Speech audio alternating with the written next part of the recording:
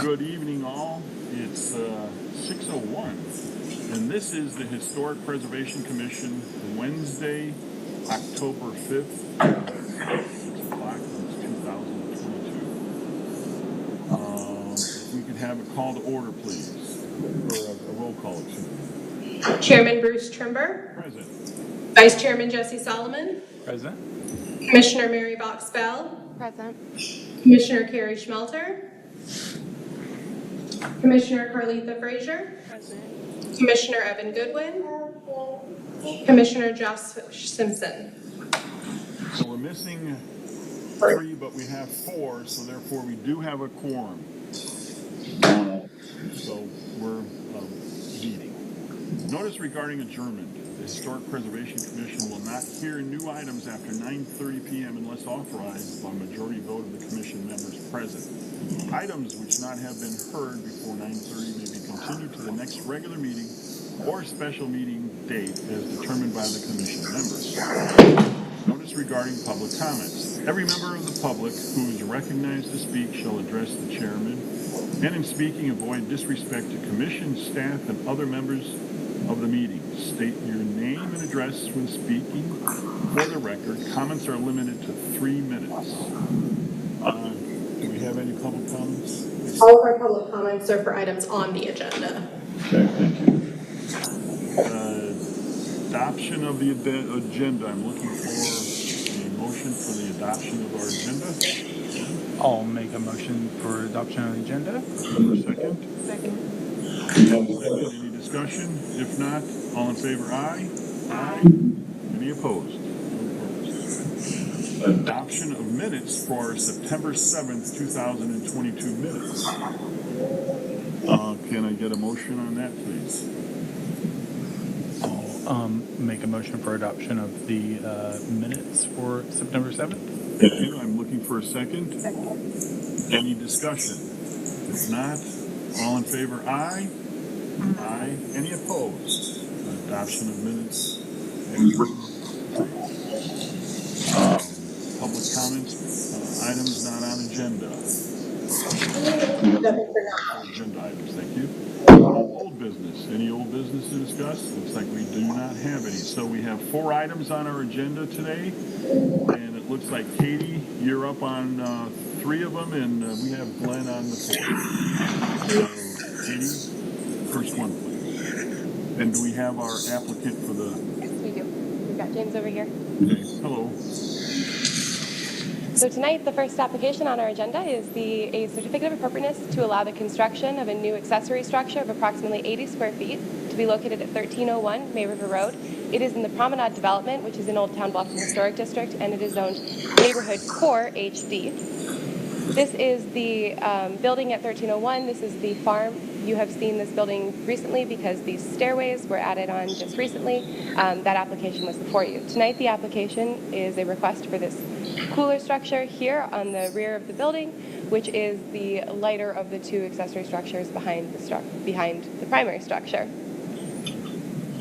The proposed rear and left elevations are here. So this is the north elevation, which this is if you were standing in the parking area, kind of the dumpster is off to the left-hand side of the screen here.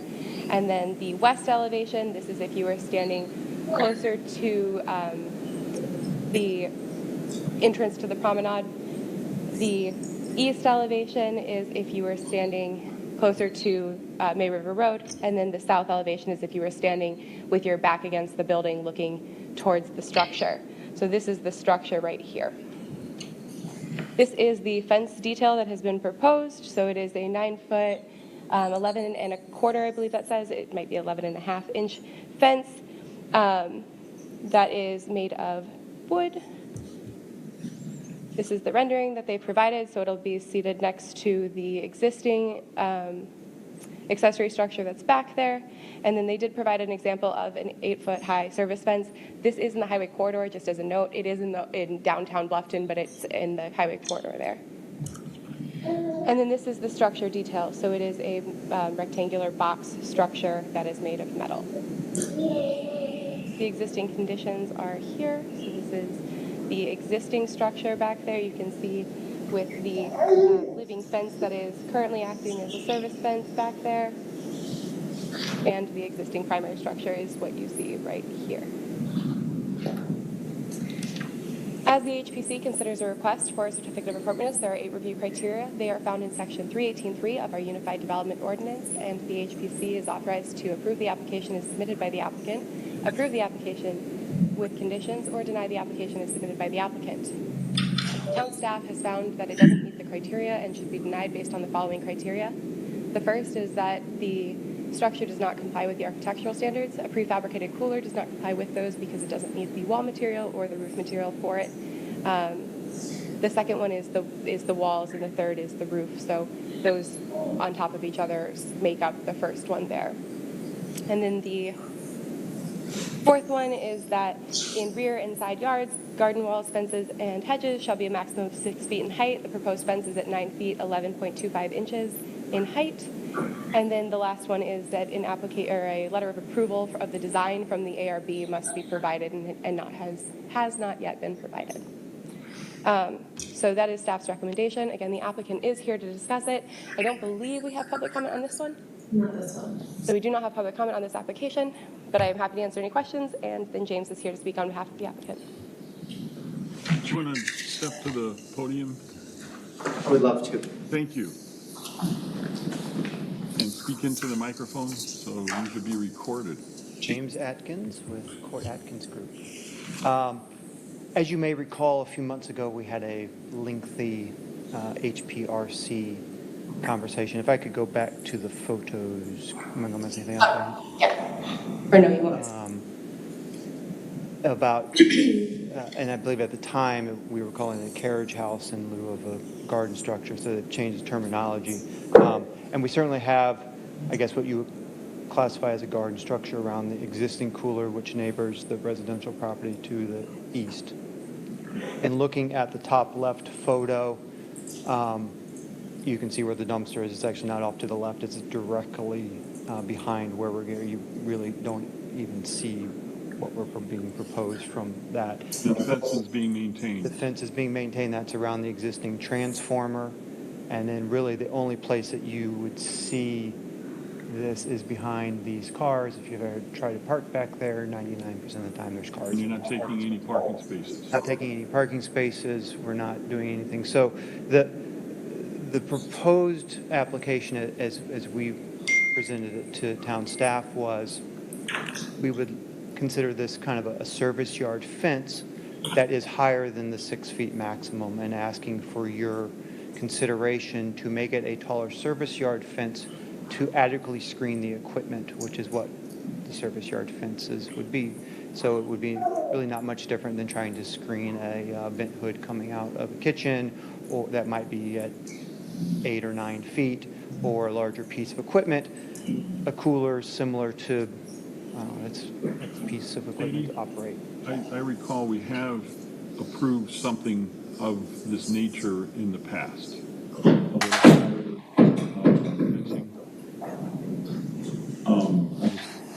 I thought we did just recently. So there has been a fence that has been approved at a higher height than what is the 6 feet. There have been a couple examples of this in the rear structures. However, we have not yet approved a structure that does not meet the architectural standards to fit inside that. This is a cooler which has the space in it that is a portion of the operation of the use. So it's a cooler for the restaurant. And we do not have yet a standalone cooler that does not meet the architectural standards, because it is identified as either a carriage house or garden structure, depending on the size of it. The language about garden structures that spoke to the commercial aspect of it has been removed from the UDO, so it could be classified as either a garden structure or a carriage house, but either one of those does need to meet the architectural standards.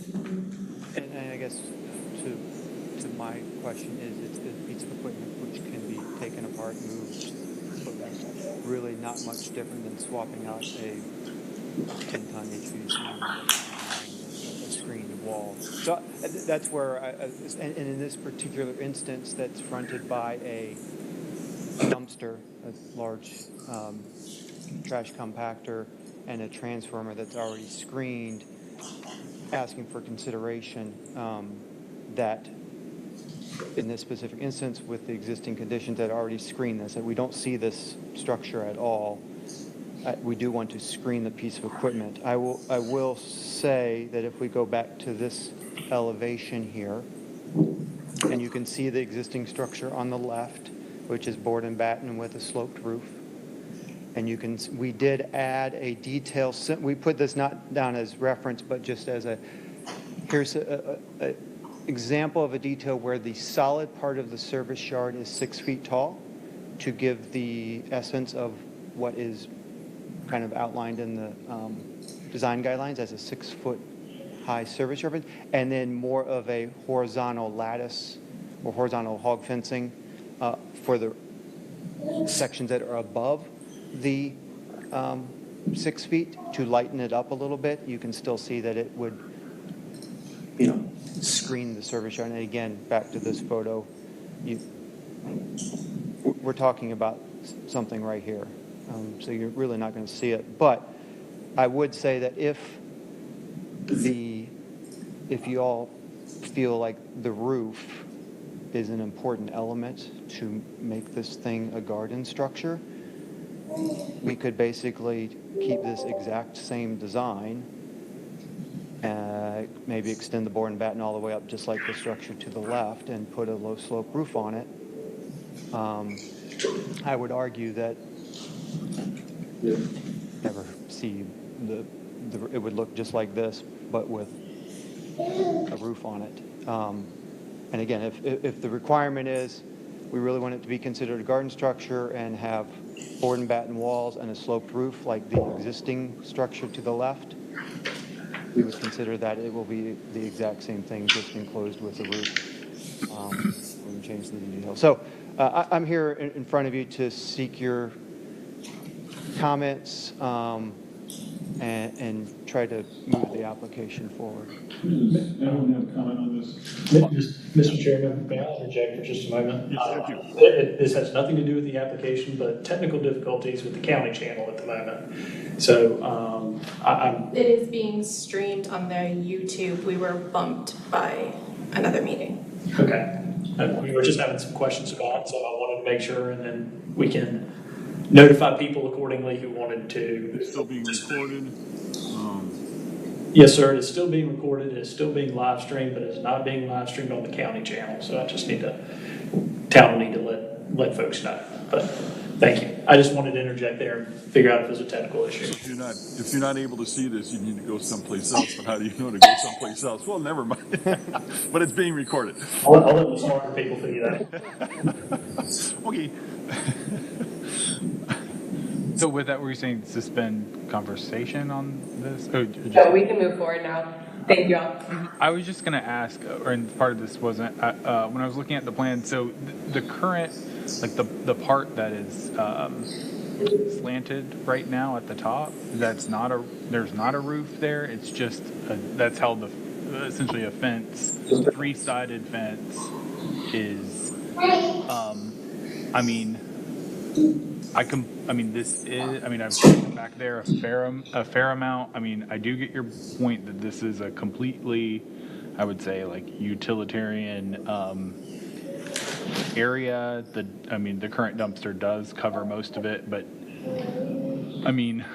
to me, I think, I would have to feel comfortable. I would only feel comfortable with what you outlined before, which would be truly making this a garden structure.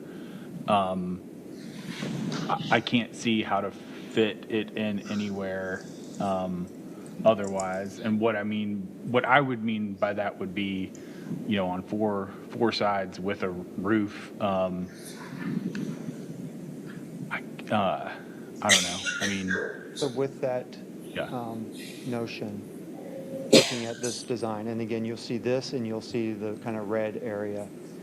And in comparison to this structure right here, which is floor to ceiling, board and batten, if we mimicked the size and scale of that drawing, because it'll look exactly the same, but rather than the horizontal, we just make it all board and batten and put a roof on it. Is that? That becomes the structure, not. It becomes the exact same drawing. And we're We just Well, fully it's a enclose it. two-sided, you're showing a two-sided structure. Well, it needs to comply. Right, so this side and the side facing the farm, so let me go to the plan. What is the first one considered? The first structure? A garden structure. Okay, and are they permitted to have one or two? It may have been classified as a carriage house at the time that it came through because the definition, can you scroll to the very last page of this slideshow? I'm sorry, you're standing in one of you. Oh, keep going. There you go. So the garden structure definition, it previously had information in there that didn't allow for any commercial use in it, so it would have been classified as a carriage house. Because the Promenade is under a development plan that predates this ordinance, the density standards that are provided for in it doesn't specify the number of accessory structures because the square footage is allotted for through that development plan rather than like it is on a single family individual or an individual lot outside of a development plan. But the garden structure definition is what is right here, and it doesn't specify that cooler couldn't be considered a garden structure, so it wouldn't have to be bumped up into that carriage house structure as it previously did. Well, can I just ask, just to follow up on that, if this was enclosed on all four sides and was a garden structure, would that comply with the UDO or? With the density it would. I haven't seen elevations Right. I mean, like obviously. reviewed, so I can't speak to that, but if it looked identical to the one that exists out there currently, it would comply with these standards and meet the requirements. It looked like this fence and they just add two sides and put a roof on it and that would be complete. I would think so. Would think that would be possible. That's what I'm asking. And So- that would be, no, I think, I mean, and I'll let the rest of the board make their thoughts known, but I would like it open. I mean, that's my hang up is that there's not a roof, so it's not a structure, it's just a three-sided fence, but or two-sided, sorry, it's an L. Looking at this, I mean, I would be fine with having it open with slats at the top as you currently have it. I think if how big the cooler is, that would be, the mass would be really big compared to the other. I would say you don't have to necessarily do it exactly like the one on the left. Yeah, we'd like to actually keep this a little less so that it's not so tall facing the Yeah, as long as goal is to make it disappear, not glorify it. But if we need to build a structure around it to, So basically you're building if you built a four-sided fence in a sense with a roof on it, that would become the structure and we don't care what's inside of it. basically what I would propose, if you all would feel like, if the notion of a 9.5-foot tall fence, asking for a modulation on the height of the service yard fence isn't an option, you'd rather see it inside a garden structure, then I would just ask for your all's opinions that if we made this garden structure look essentially like the garden structure to the left, and it would look exactly like that facing the farm, which is behind the building, and this side would look just like board and batten, basically I wanted to bring it in front of you all to get additional feedback from the HPRC to see if a service yard fence that was 9.5 feet tall was appropriate in lieu of a garden structure. But at least Jesse shared he'd rather see a garden structure than a 9.5-foot tall service yard fence. Pad's already there. I believe.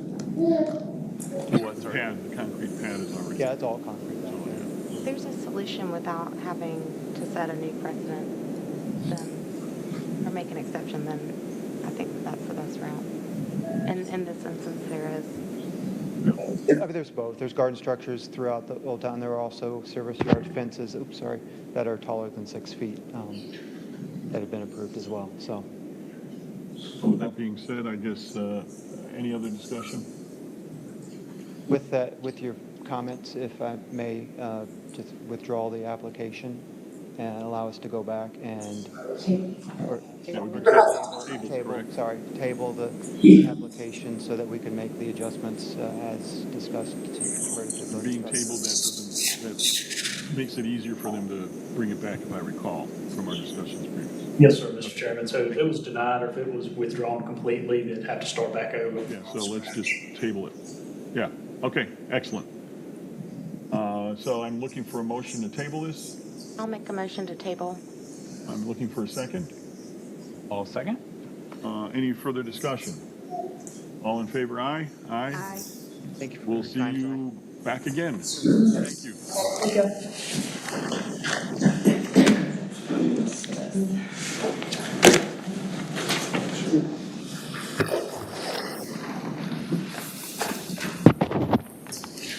Katie, it looks like you're up again next.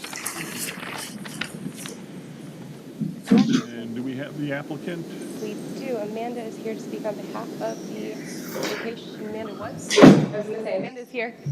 Amanda was here. Amanda still is here to speak on behalf of the application. Excuse me.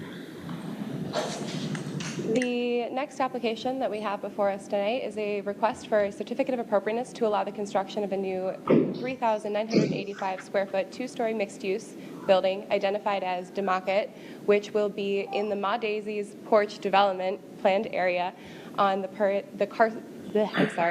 parcel that is currently addressed as 1255 May River Road in the Old Town Bluffton Historic District, and it is Zone Neighborhood General HD.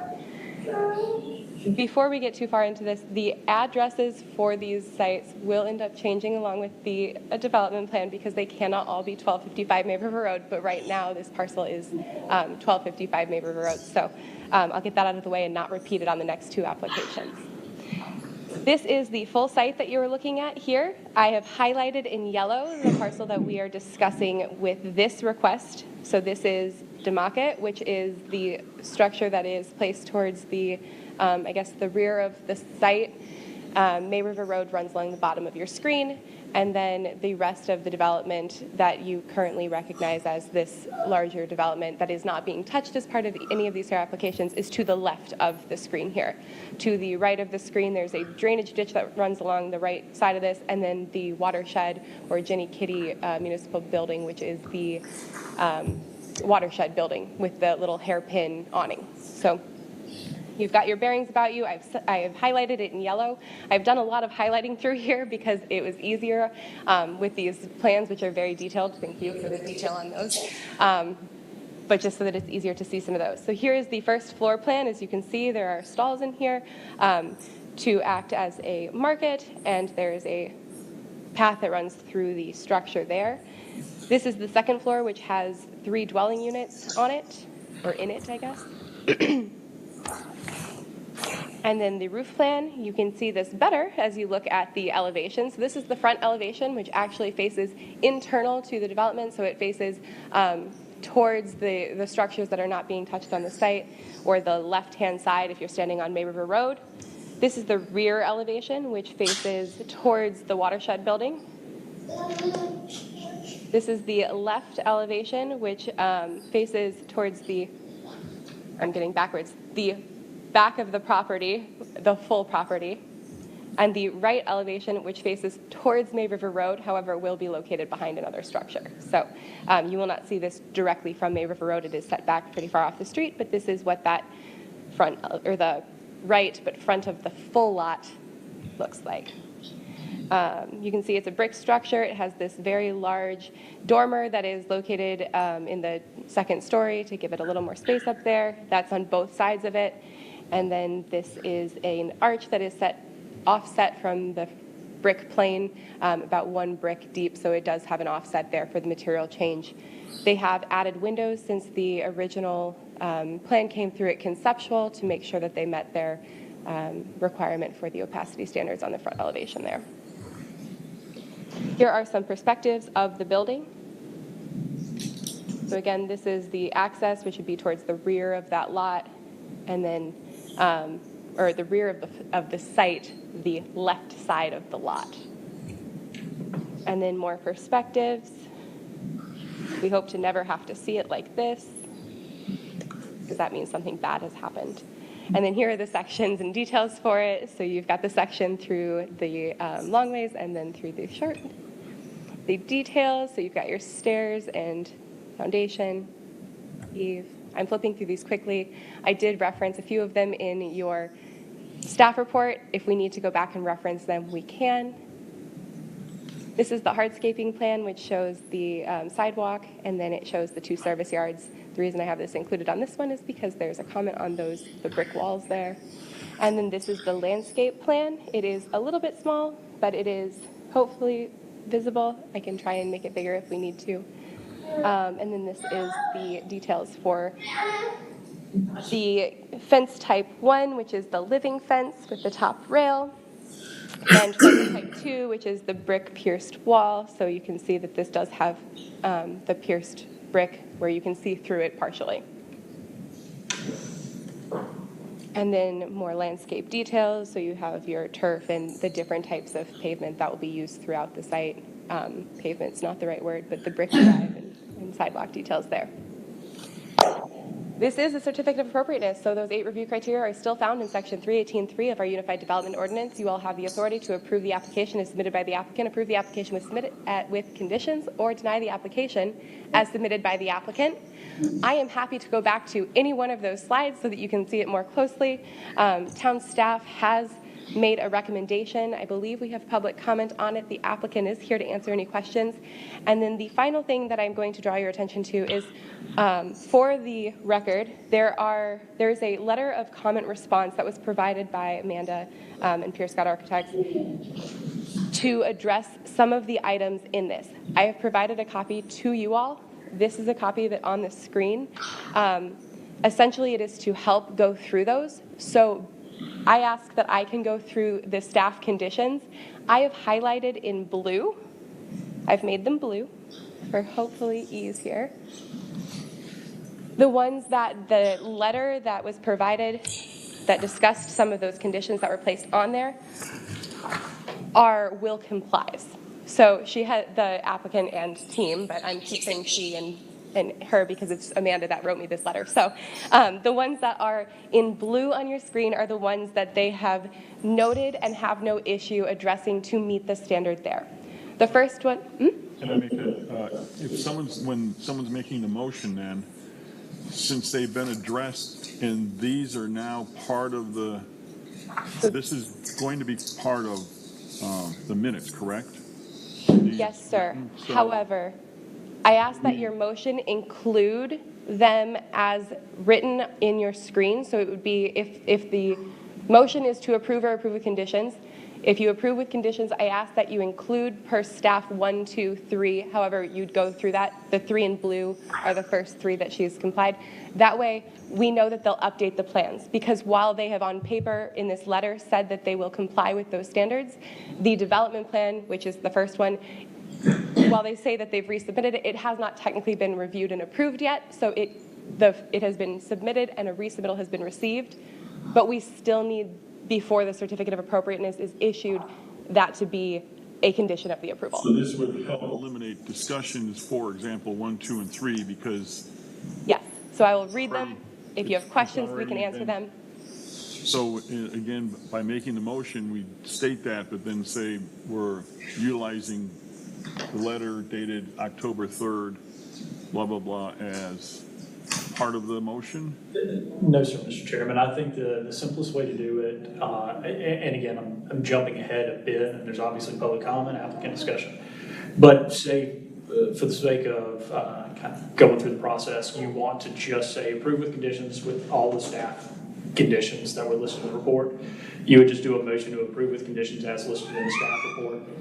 I believe, as Ms. Peterson was saying, the conditions that are in blue are being highlighted in blue primarily to limit discussion for y'all. That's what I was, yeah. But we should still include them in the motion if you believe that there are appropriate conditions. That makes sense, folks. And to clarify this letter will be incorporated within the packet, the minutes in the packet, so that everybody will have access to it. Thank you. Okay. So the first item is that the development plan needs to be approved prior to the issuance of the certificate of appropriateness. They did have the final application go before the DRC. They have resubmitted. That resubmittal has not yet been reviewed, and so the final development plan has not been approved. It will likely either be approved or additional comments provided to it. At this time, it's not yet there. The second one is the subdivision. The subdivision cannot be approved until the until the development plan is approved, because the subdivision is based on the development plan. So this is just an order of operations thing. It will need to be reviewed, approved, and recorded prior to issuance of the certificate of appropriateness, because until the subdivision is recorded, there is no lot for this to be constructed on. So therefore, it would exceed the density for the historic district. But that is, it should be a non-issue. It should be an administrative thing as long as the development plan is reviewed and approved. They have actually submitted the subdivision, but it can't be approved yet. The next one is the demolition of the structures will need to be completed prior to the issuance of certificate of appropriateness. Again, that's because there are structures, so they can't put another one until that one's gone. Just as a reminder, we approved that demolition. Correct. So just as a reminder to the board. The fourth item is that shutters shall be added to all windows that can accept them. On this I'm structure. confused. I couldn't find a place where you were talking about there. Where are you talking? So this elevation right here, these windows could accept shutters. They have utilized shutters on the first floor for all of these windows, but they did not include them on the second story, which is here.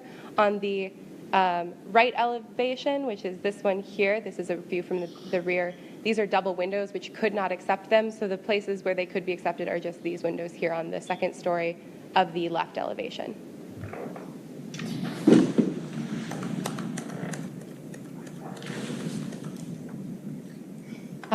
The fifth item is that additional information on the column material must be provided to ensure it meets the permitted material. It was listed as metal. It just didn't have enough information for us to review that. Didn't she answer that in here or no? They've been called out as metal with a brick base, and then she has noted in the letter that they will be structural steel columns to support the porch. So it'll be structural steel. And So it is steel is a permitted material. It just hasn't been incorporated into the application as we've received. So it's something that it appears the answer is will comply. The sixth item is additional information on the railings. It was called out as metal, but it doesn't specify. The railing materials are permitted to be wrought or cast iron if they are going to be metal. They are proposing the use of a powder-coated aluminum railing, so that is something that they have requested a deviation from, and the HPC would need to consider that as part of their request. But isn't she answering that in her number 6 here? They have been listed as powder-coated aluminum, which is not a material that is specifically permitted by our ordinance. Our ordinance allows for wrought or cast iron as railing and baluster material for... Even though she addresses it here, it's still incorrect. It is something that they are requesting a deviation from, yes. So that's... Excuse me. The seventh item is that door D on the door table is proposed as fiberglass. It would need to be revised to be a permitted material. That could be metal or wood or metal clad. They have noted that they will comply with that and make it a metal door. The next item is that rolling doors are not a permitted configuration and would need to be revised to a permitted operation. So in the historic district, the permitted door materials are French and casement. So a rolling door is not one of those types. They are requesting a deviation from that standard. They did provide... Have we approved, there's something that we've approved some of... I believe the Pizza place? The pizza place? I don't know what pizza place, but I know the what is now Nectar's Kitchen has garage door style, and I know 1223 May River Road, yes, I know the address off the top of my head, which is the downtown deli building that has the event space behind it, has also utilized a rolling door. The one at Nectar's is on the side elevation, and the one at 1223 is on the side elevation behind a service yard. It is, they are available in front of elevation too, if I recall, at Nectar. The one at Nectar, isn't there one? Yeah. There may be one on the front elevation. I Don't can't open it recall, that I'm often. sorry. But I know that if there is one currently, it is fixed in place and is a fixed window, not a rolling door anymore. But it may have been at one time because I can't remember. I attended plenty of meals there, but I don't recall, I'm sorry. So that is something that is being requested for review. The 9th one there is that fence type 1, which is the pierced brick, is taller than is permitted. I have a question on that, because Yes. it looks like it's the cap that's making it go over and not the fence itself.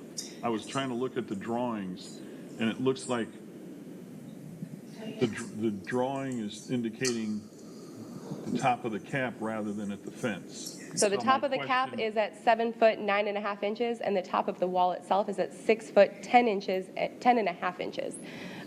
So it is 10.5 inches too tall and would need to be reduced to meet the 6 foot requirement. The cap may extend beyond that 6 foot requirement. That might, It's on the that screen middle there for picture you. looks like that's the cap, but it's not.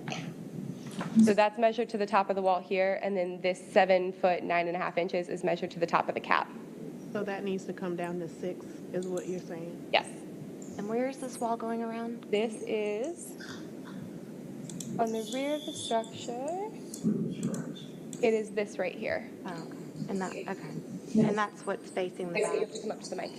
that's facing the back parking area? If you could step. Amanda if you're gonna Denmark, get- here, Scott Architects.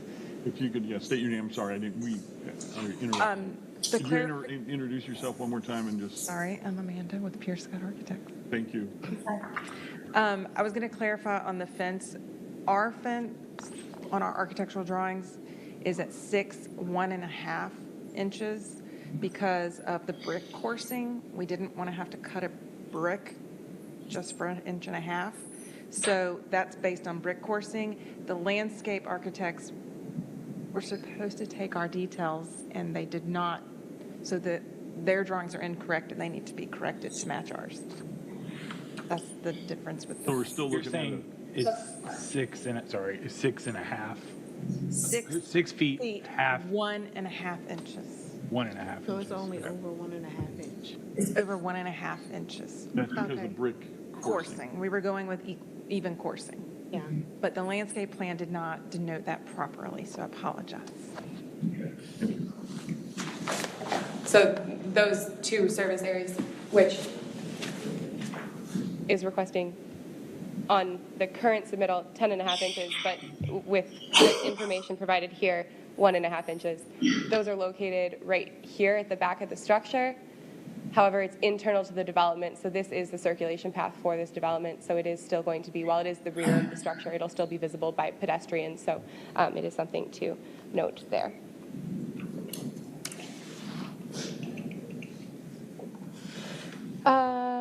And then the last one is that any signage that is proposed will need to get a sign permit. That is something that we put on all of these. It is standard for anything commercial. We just like to make sure that it's stated so that it's And not a that's surprise not our later. privy, so it's, yeah, but just stated so it's aware. Yes, sir. Thank you. Discussions. Do we need to have the applicant come forward to answer? Mr. Chairman, do we, or Richardson? Oh, we do. we That's typically right. I'm open sorry. for public comment first, or do we do it after the applicant spoke? I can't remember. We typically do public comment after the applicant has spoken, and then you permit public comment, and then you give the applicant and staff an opportunity to respond to that public comment, and then go into the discussion. Thank you, Richard. By the way, this is Richardson. If everyone, he's the attorney for the town, so thank you. I appreciate the promotion, but no, I'm just here for the and not in Brooks. He keeps me straight, so thank you. I appreciate it, though, Bruce. Amanda Denmark, Pierce Scott Architects again. Thank you. For items 1 through 3, obviously we'll comply, and we're going through the development plan process right now. It's a process, and we can't do one thing without the other. So, number 4, asking for the deviation for the shutters. We're trying to be consistent with shutter locations, so those particular shutters will close off an opening for the downstairs space, and we didn't feel the need because of the use and trying to differentiate the two different uses.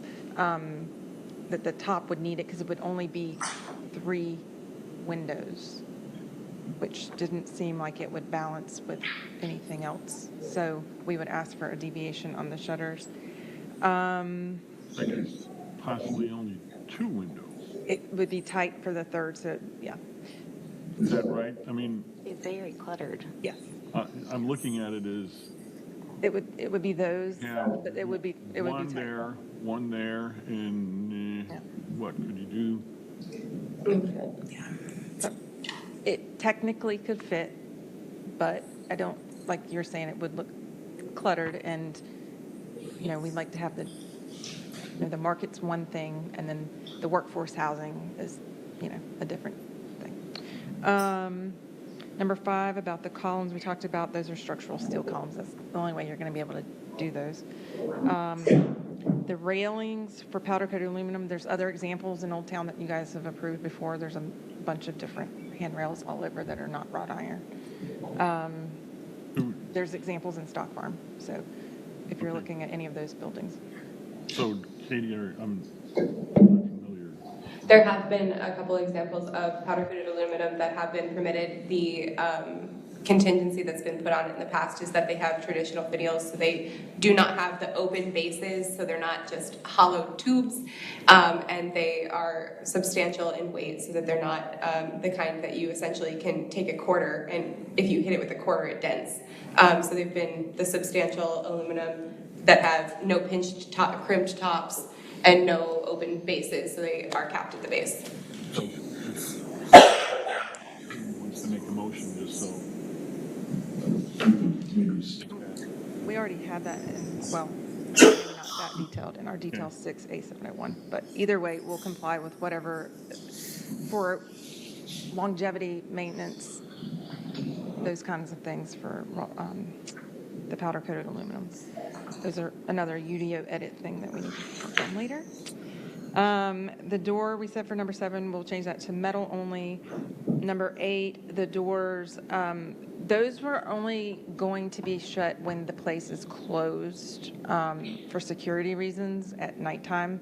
But other than that, it's an open air market like in Charleston, how they have their market. Charleston, they have like plastic or canvas type materials instead. So we wanted something a little bit more substantial than canvas and plastic, something opaque. So we're just asking for a deviation, as there are other rolling doors, obviously. We do have other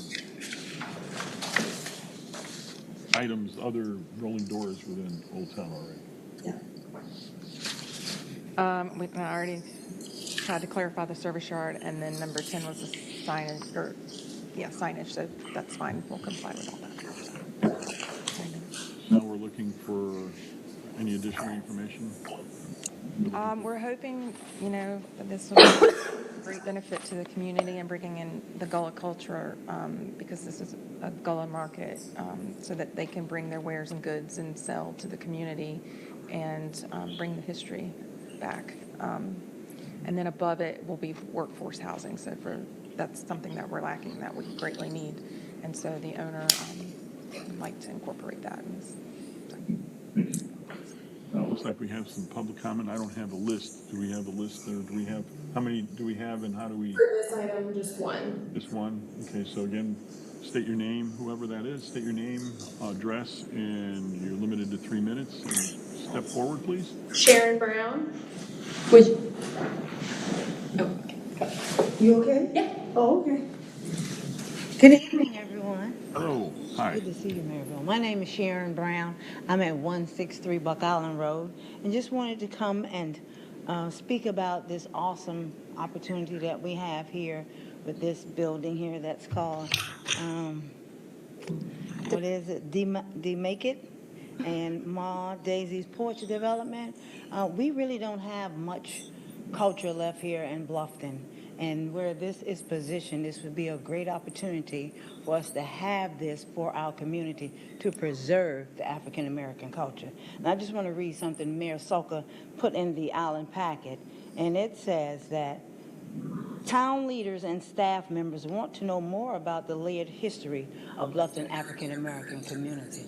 what better way to have that than to have the structure right there in the heart of Bluffton, where we have so many other buildings that's watering down black people in our community. They were once here too, and people need to know that. She says, we believe that the Gullah Geechee culture and its historic resources are underrepresented. What an opportunity to have them represented. Am I right? So I would love for you guys to consider approving this, regardless of whatever they have to do to make it conform within the town. But what better way to show that the town of Bluffton is supporting African Americans who were once here saturated in the heart of Bluffton and this community. We need to preserve our culture, not only for people to know, but for our future generations. Thank you so much. Thank you. Any other? Very good. So with that said, no additional comments. I guess I'm looking for discussions here, or Can you bring up the landscape plan? I know this isn't our call, but that's a lot. I just wish there weren't as many trees being taken down. It's going to look scalped, and it seems like for a project that looks amazing, by the way, but that is celebrating the past, that's a lot of clear cutting. So, Okay, don't worry, guys, I made it bigger. There we go.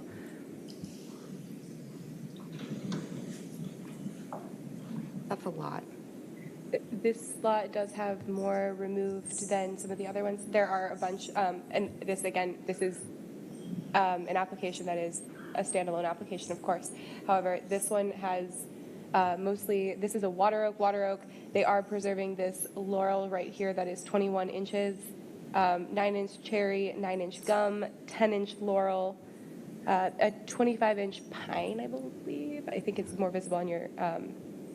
That's like 15 in just that area. Correct. Which I think is really unfortunate, but that's just my... But all of these have been looked at and stated that they don't contribute to the site and can be removed, correct? They are being, the landscape plan has been reviewed more detailed with the development plan because the development plan is still being reviewed, and so it's something that they are taking that into consideration and ensuring that the mitigation requirements are being met. So they need to ensure the street trees will be there, the foundation plantings, which you can see are proposed here. If there is comment on the landscape plan, you all do have the ability to comment on that and provide feedback on it, but it is being reviewed closely by the Development Review Committee, not to deter you from commenting on it, if that makes sense. But it is having a second look at it because they are still making some tweaks to the site plan, and so we didn't want to have to do that work in duplicate for something that may be modified. And one more thing. Can you sit here for a minute? Okay. The 18-inch water oak and 13-inch water oak are going to remain the ones on the top left corner, just by the way. We've updated. The 27. if there's an X, but it doesn't mean it's going away. The X's do, but what I'm saying is, since this submittal a month ago, work has been done, development plan stuff has been done. Okay. Those trees are now remaining. Okay. Thank you. Just Just those time that happens when you're waiting for 30 days. So therefore, it looks like really the elimination of, there are going to be some trees removed, but let's call them Well, they're gonna be like- grandiose trees are They're going not, to, the right. grandiose trees, the Right. beautiful. And I get it, but there are going to be 13 or 14 that are also going to be removed, and I think that is unfortunate. Any other? Yes. And if I may, just for the folks that are either watching on YouTube or not on the county channel, but for the folks that are here in the audience, it's kind of been alluded to, but this and most of these applications for new development in Old Town will go through kind of a dual process for the HPC, where y'all review the architecture and the historic district standards, and also go through Planning Commission, who reviews the site plan and the development plan, and will review things like the landscaping. So as Ms. Peterson mentioned, your input is extremely valuable, and it will be considered and by staff who reviews everything, but ultimately it's your criteria to review right now is the architecture. But again, just for the folks in the audience, that's not really for y'all. Thank you. Thank you. Well, I would just like to revisit a few things just to get a better look at it. Can we talk again about and I think I agree with the shutter conversation again? Could we possibly go back to that elevation?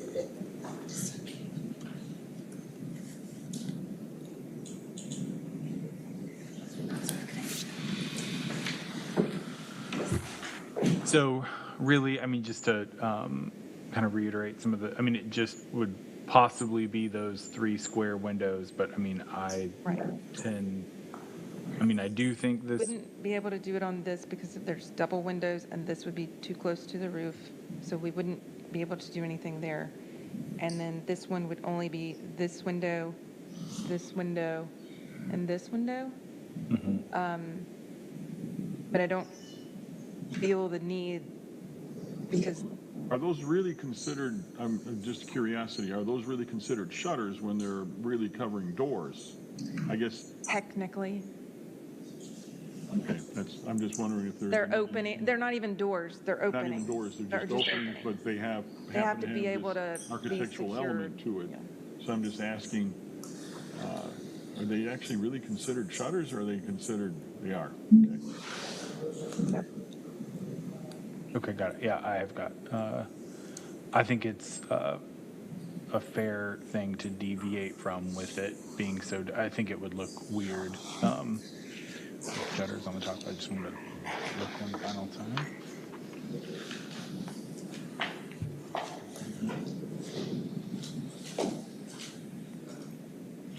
And then the rolling doors, they're just going to be on these.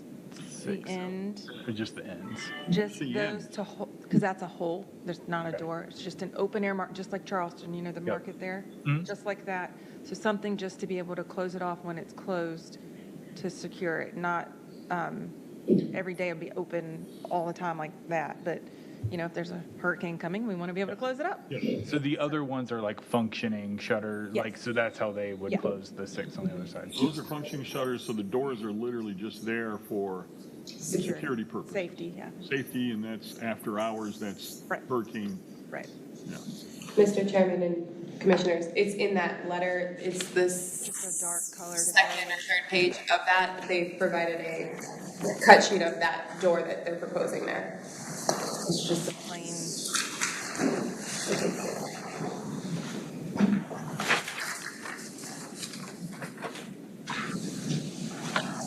Okay. Any other discussions? I guess with that, I'm looking for someone on the commission to make a motion, considering the discussions that we had. Just as a reminder, those blue ones, while they've said they will comply, please do include them in your condition or your motion if you find them relevant, so that they can be included for staff review and nothing else. Now, one more, could you state that one more time? I'm sorry. If you are considering approval or approval with conditions and find these conditions to be valid, then please ensure that they are included in the motion, even though they have stated that they will comply with them. We have not yet formally received materials that support that. We will, and I have no doubt of that, but just so that it is something that we get the right paperwork in order, and there's no. You get it, staff could have the approval, so it doesn't have to come back to us and such. If you find that to be acceptable, yes, that's. Yes. Are there any that we need to address that aren't in blue? Was there one? I think maybe the one thing we didn't really talk about were the brick, or the 6 foot height. 6'1". 1.5. I think in my letter I forgot the 1. I mean, I personally, I don't think it's worth. I'll say this about fences is generally, even when you're building a fence, even if you're holding a fence to 6 feet or 4 feet, there's always elevation changes, and one of the most important things is to maintain a level fence, especially with a brick fence. So even if you were to set to do a detail at 6 feet, there's going to be a little bit of deviation. The main thing is, I think, that meets the intent of a 6 foot fence, and I personally think it would be a lot to have the mason cut each brick. So So I mean, I think that's appropriate. It will be, those, I guess, roughly 10 inches. It'll be a big difference from what we saw in the packet. So I think that's appropriate personally. Just if you were to include that rather than just allowing it blindly, if you were to say to allow for the material to be used traditionally or something along those lines for the pierced brick. The other fence type is the fence type 1, which is the wood fence, and it is at 40, So precedent setting, so therefore moving. 48 inches when it is allowed a maximum of But is that one in this one? 42. Yes, on the front yard. It is, sorry. I don't.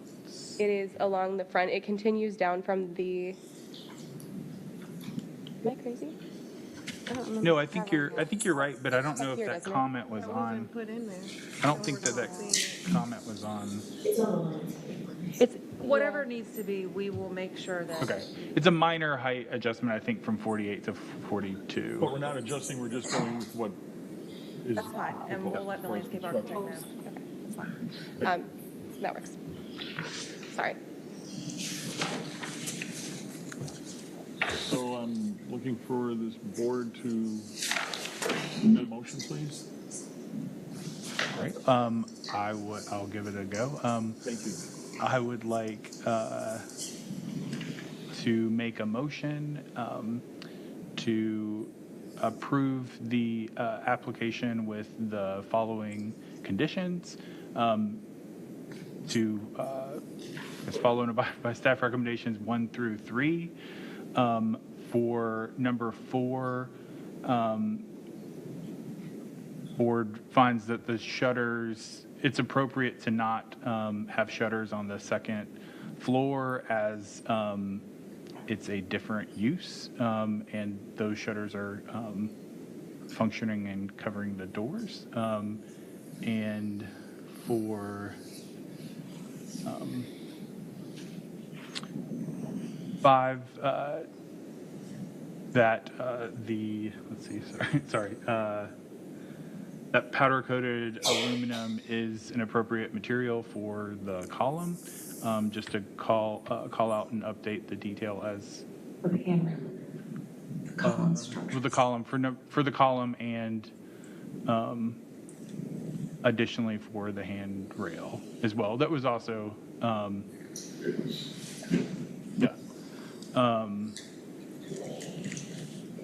for the column and for the handrail. So 5 and 6, that powder-coated steel is appropriate. And number 7, that the applicant revise the door to be metal as they've submitted. And number 8, that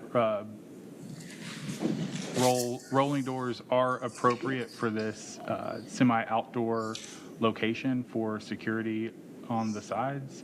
And for 9, that the fence type 1, the pierced brick fence, is allowed to slightly deviate from the maximum permitted heights in order to utilize traditional brick materials in an economical way. And 10 per staff recommendations for signage. And I can have LaBruce, If you don't mind, Mr. Chairman, just so I can kind of recite that so everybody's on the same page, because there was a little bit of back and forth there. thank you. And it was a large motion, so this is a motion to approve with conditions, with the conditions listed in the staff report as conditions 1 through 3, incorporated in that motion. That's condition number 4. There's a motion that the shutter deviation be acceptable and is appropriate due to the differing uses between the first floor and the second floor, with condition 5, that the metal column with brick base, painted structural steel, would be an appropriate deviation from the UDO's requirements. As to condition number 6, powder-coated aluminum railings are a acceptable deviation provided that they meet the They are of substantial weight and no open faces, I believe, was the requirement. And then with 7, the condition number 7, it is appropriate deviation to allow the door to be metal. That is a condition that was accepted by the applicant. Condition number 8, rolling doors acceptable due to security concerns. And condition number 9, that the brick fence deviation be acceptable for utilizing traditional building techniques and incorporation of condition number 10 as listed in the staff report. Are you? Yes. Yes. So therefore, now looking for a second. Second. I have a second. And any further discussions? No further discussions. I'm looking for a vote. All in favor, aye. Aye. Any opposed? Approved as with conditions as stated by Richardson. Perfect. And I will follow up with that tomorrow. Thank you.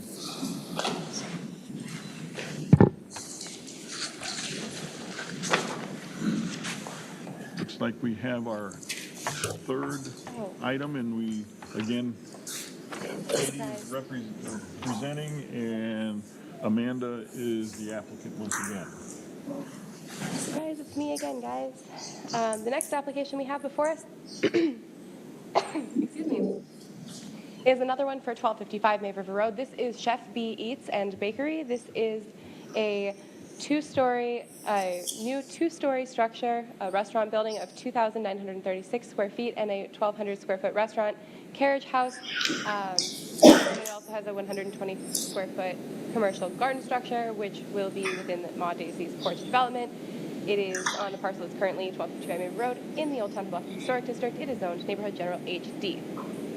This is the parcel that we are discussing now. So this is the primary structure here with the accessory structure behind it. That garden structure that we mentioned is located nestled between the two. So it is right here where my mouse is kind of wiggling, if you can see that.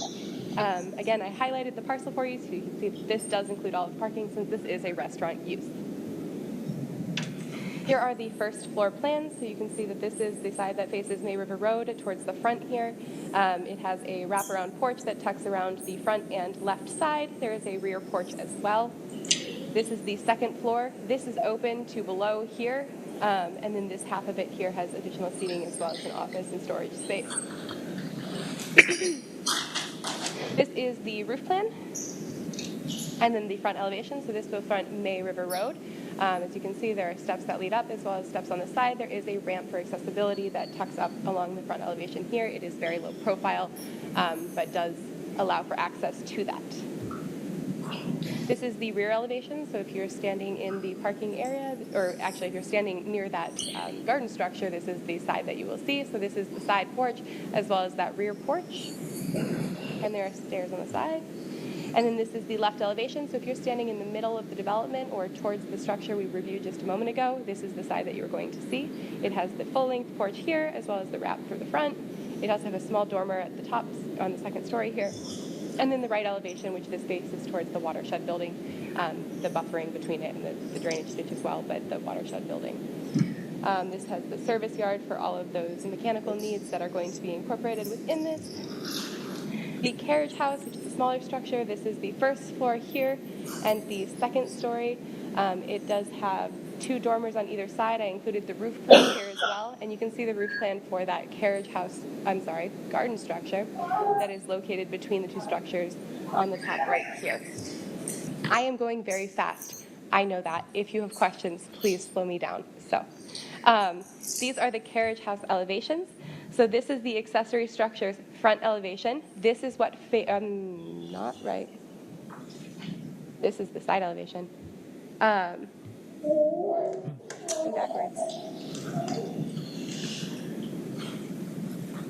So the porch side of the structure faces internal to the development. I'm going to scroll up to our site plan here just for a second. So the porch is on the left side here. This is the front of the lot, but the front of the structure kind of faces internal to the development. That That's being why the I go bakery, slowly. correct? I'm sorry? That's being the bakery? Yes. Okay. Yes. So this side here, which is the front of the structure, faces towards the building that is demarket. So this here faces the demarket. The right elevation, which is this one here, this will face the building that is the primary structure for this site. The top left corner here faces towards the parking area of the structure, and then this what is labeled on the bottom left corner is the rear of this building, but is the right side of the structure, which faces towards the watershed building. So this faces towards the service entrance for the site and the watershed building. So right-hand side of the site. I can do that again with more confidence this time, I promise, but it may be able to help with these perspectives that were provided. Again, thank you for providing those. Keep moving on me, sorry. So this is the left side of that site. As you can see, that's that porch that I was discussing on the carriage house. This is the wrap porch that goes to the front. Here's the front elevation.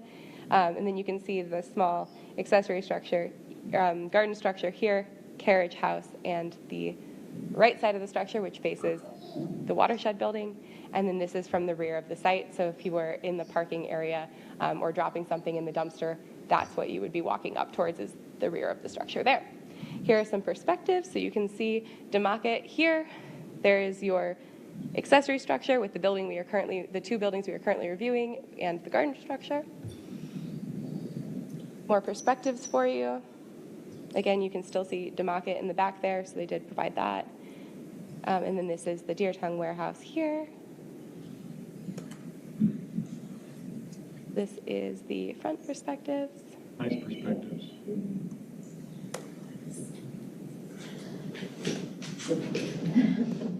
I'm slowly clicking through them there. Here are the sections. So this is the sections for the primary structure. And then these are the sections for the accessory structure. Here are the details. Again, flipping through those quickly for you, but we can go back if you need any of them more closely. Here are the doors, as well as the windows. And the landscape plan for this site, because this is a long site, it is split in half. So this is the section that has the primary structure. You can see the tiny little garden structure here, and half of the bakery, which you can see better on this page here, which includes all of the trees for the parking area and the landscaping that goes along with that. This is Mary, the area where I, and everyone else, but Mary specifically, where those trees I was saying, there are a bunch that are maintained on the site, but that one lot has the most probably of the trees that are being removed, is the portion that is incorporated with demarket, not the bakery here. So The back is on the property line, right? I'm sorry? I mean, those are all on the property line? So this right here is the property line. These are the same trees that you saw removed on the other site plan. Right. So these are trees just that are additional. sorry? These are just additional. The ones up here are additional removals. These are the ones that were already, these are on the other site plan. Here are more landscape details, the fence detail, pierced brick, fence type A. And then this is the dumpster enclosure. Same detail on that fence as the other fence we just previewed. Yes, the landscape plan is one package, and I split it out between No, I'm each just- of the applications to do it, So, but it's the same detail, yes. So the problem, or the challenge is the same on all three for the detail. This one does not have any pierced brick wall. This one does have fence type A, and this one is the site that has the dumpster enclosure. So the dumpster enclosure is listed here too. This may be a surprise to you, but there are 8 review criteria that are found in Section 318.3 of our Unified Development Ordinance, and as the HPC, you are authorized to approve the application as submitted by the applicant, approve the application with conditions, or deny the application as submitted by the applicant. you need to drink some more Red Bull. So the staff has found the conditions that will make this in compliance with those conditions as follows. Again, this is item number 3 on there, and so I've labeled it in the top corner of the same letter that you received, but it's got different information on it this time. So I've again put those in blue. The first one is the development plan, same as the last one. So is the subdivision, which is item 2. The third one is that the structures need to be removed before you can propose anything else on the site. So those 3 are the exact same as the ones before. Item number 4 is that the porch steps for the carriage house and the primary structure must be revised to be no closer than 3 feet to the side property line, or the subdivision revised to meet this standard. Can you show me that? Yes, I can. So on the site plan, and I think the easiest way is the landscape plan because it's bigger. I was trying to understand what,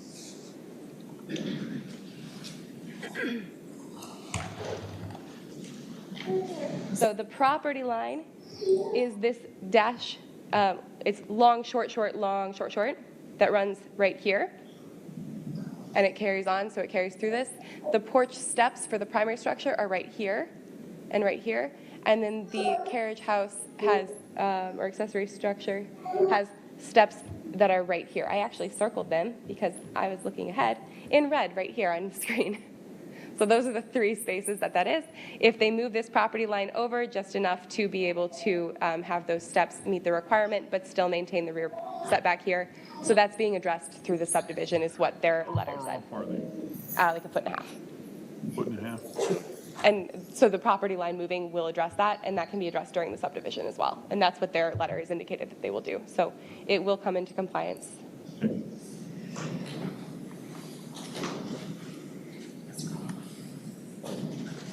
So that is 1 through 4. Number 5 is that the carriage house square footage must be updated to reflect those spaces that have a possible head height of 5 feet or more. So this is the one, and they requested a little information on that. And Amanda. So this space here, while it is unheated space, it is enclosed space.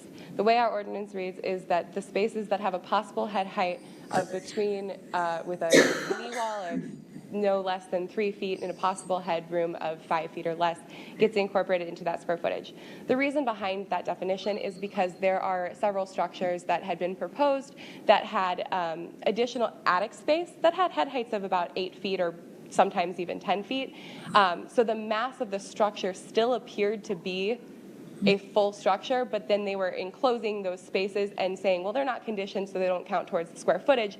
So while the carriage house could appear, if they had a hipped roof on this, and this was not the case on this one, but if they had a hipped roof on this, these could have 8 feet of head height all the way out to the sides here, and it would still appear to be a 1,600 square foot building instead of the 1,200 square feet which a carriage house is permitted to have. So that's where that originally, that... It wouldn't matter what they were using it for. So it is here, oops, and so the head height, or the plate height here is 4 feet, which means there is some of the space here, because this is at 9 feet and change. I'm calling it change because I can't quite read that number on the screen. Right here, so some of this area here needs to be incorporated in that square footage calculation. But it was addressed, I think, wasn't it? No, it has not yet been addressed. In number 5 and The heated square footage has been addressed. Amanda, I hear you coming. Amanda Denmark, Piercefield Architects. thank you. No, I was asking for clarification, I think, because the carriage house is already a 1.5 story structure. Not even, I mean, the knee walls are, I don't know, like 4 feet or something. So to go any lower to make that work, you wouldn't be able to function and get any storage up there if we had to drop it all the way down to the floor level to make a 5-foot knee wall. You're talking about, Like the outside perimeter walls where the rafters sit is at 4 feet. If we had to drop that down just to make those knee walls at 5 feet, we wouldn't be able to access any storage up there. Can you flatten the roof pitch? Well, we would like it to match the main building. So we want the architecture of this building to match the architecture of the other building. So that's why we have consistent slopes of roofs. can you put walls up inside? That can't be But done. that is our walls That inside. is what has been done. So the challenge The is that question is, the space that has a possible headroom of 5 feet or more is what counts towards the square footage calculations for the structure. It's not heated or unheated. It's enclosed and unenclosed. And the space that counts towards that enclosed is anything that has that possible head height of 5 feet. So that's where this is not quite meeting that standard. so when what I'm saying is to make that standard meet this, that roof rafter would basically have to sit on the floor, which then negates anything we can do upstairs. You wouldn't be able to put a door in and access the space upstairs. So what's the difference in what's allowed and what? So typically, like for the second floors, you have a 5 foot like limit where you could needed square footage space or your countable square footage space. Ours are a little taller because we know that we can only use 400 square feet. So in order to have the knee wall, the 400 square foot knee wall at 5 feet, we would have to drop the roof all the way down. Once you do that, Can't you put a, then you wouldn't be able to use it for storage. can't you put a construction thing that drops a drop ceiling so that it eliminates that 5-foot area in certain areas? In other words, you have the open area, but then you build A drop ceiling. drop ceiling so it's complied with the square. about I'm just doing that? thinking out loud. How many square feet are we? I was not able to do the math with my drawings because I didn't know. We're not talking bunch, are we? Well, it would just make that center core wider. Sarah, would you like to come up? Because I don't know what you're saying. You, So we no, don't do know you, how do you much- understand what I'm saying? Is So- just put a drop ceiling in a certain areas so that you have it eliminated as 400 square feet. If You don't have the- 5 feet, you have it at 4 feet 5. And If the not the rafters whole were thing, dropped, just the certain areas, that's gonna make you bring 400 square feet, and then all the other areas, you have a drop ceiling, so you can't get in there at 5 feet. I mean, I suppose you could do that in the eaves, extra framing, but It's extra framing, but then we're still architecturally does we're that doing the make same it thing. compliant? it does. Found a what? I don't. Huh? You just found a workaround. Yeah, I'm just, that does sound like a loophole that might be successful. It makes my brain hurt to think about because I hadn't. That's why I wanted to discuss it. Space, because you're still dropping the ceiling down. I'm sorry? Well, you can't, it's anything 5 feet is considered, so we drop it 4.5 feet in certain areas, and we have our 400 square feet. Higher ceiling, yeah. And then the the other other areas ones is- are low. I mean, technically, if we want us to put framing in there, we can do that. I don't. Everybody's- There is not code language that prohibits that. I'll put it that way. So then at least they can use 400 square feet, because, like I said, if we drop the roof down, they wouldn't be able to use anything. Yes, understood.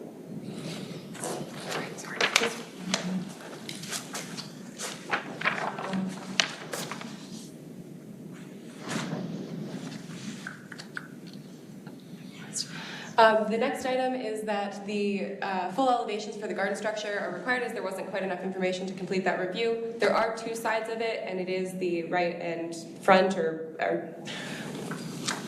one front and rear and one side elevation. So the only question of what the architecture will look like on that structure is the side that has the door. Staff needs those to ensure that it is meeting the standards. However, if it is, as it appears to be, would feel comfortable with the garden structure coming back at a staff level if you feel that's appropriate, because they would mirror the other 2 sides. With the roof pitch and the 2 walls that we have, there is a substantial amount of elevation there. The 7th item is that all buildings except for single-family houses require an expression line to delineate the division between the first story and the second story for the primary and accessory structure proposed that is not appearing. Didn't we discuss this in HBRC? We did. And we discussed it because we put it on the market. But on this one, we were asking for deviation because 3 sides of the building have the porches, which cover up a line anyway. And the line would have to be, somewhere in there. So it would really only be that one side. And we didn't feel it was necessary because there's no pedestrian access over there. Facing the watershed building.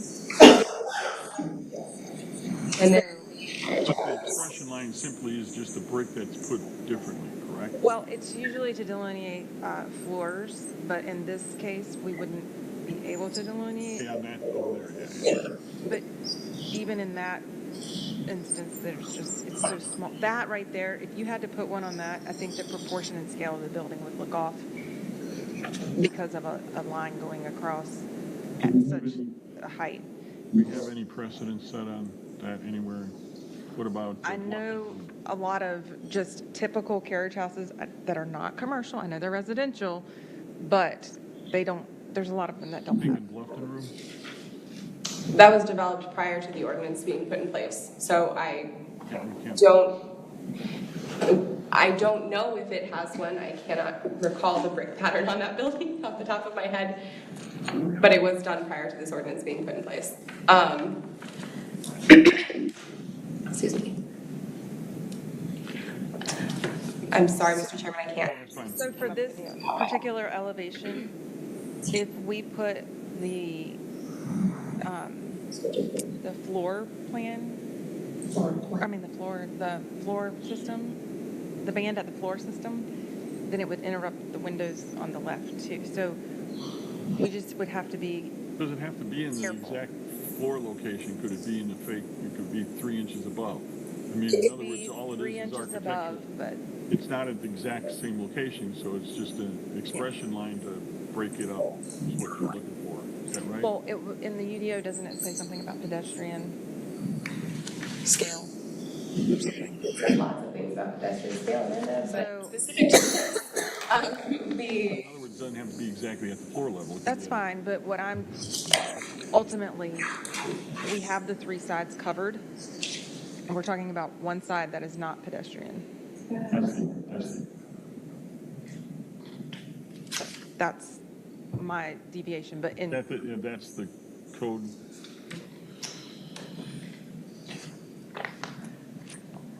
as required for all buildings except single-family houses, an expression line shall delineate the deviation between the first and second story. That is not helpful. I'm sorry. I could have made that up. I don't know. I So is saw it that. I just read that somewhere in my The, lifetime. But the floor plan, remind me, it's open, like where those 2 really large windows It's are. open. That's completely open to the, gotcha. I mean, for me, that's, I don't know where I would put the, like, Right. The line. delineate something. It almost feels like a flourish, like a, I don't know. I mean, yeah. it would seem to me forced. Right, that's the forced feeling. We're not looking for force. Any feelings on that? It would look forced. Sorry? You agree? No, I don't have a, Okay. All right, proceed. That's Continue. okay, Katie. Okay. You don't need it, but. Okay, cool. That's okay. No, it doesn't specify that. It says the exact line is an expression line shall delineate the division between the first story and the second story. A cornice shall delineate the tops of facades. Expression line shall either be moldings extended a minimum of 2 inches or jogs in the surface plane of the building while greater than 2 inches. Cornices shall extend blah blah blah. So it doesn't. It's yeah. If we allowed it, why are we allowing it? Is the question. it's not facing any pedestrian and it's on the other 3 sides. And I think from what I But just yeah, heard we have to. from that, definition, I mean, I don't know where I would put it, because it's not like it's delineating a floor. And it's not.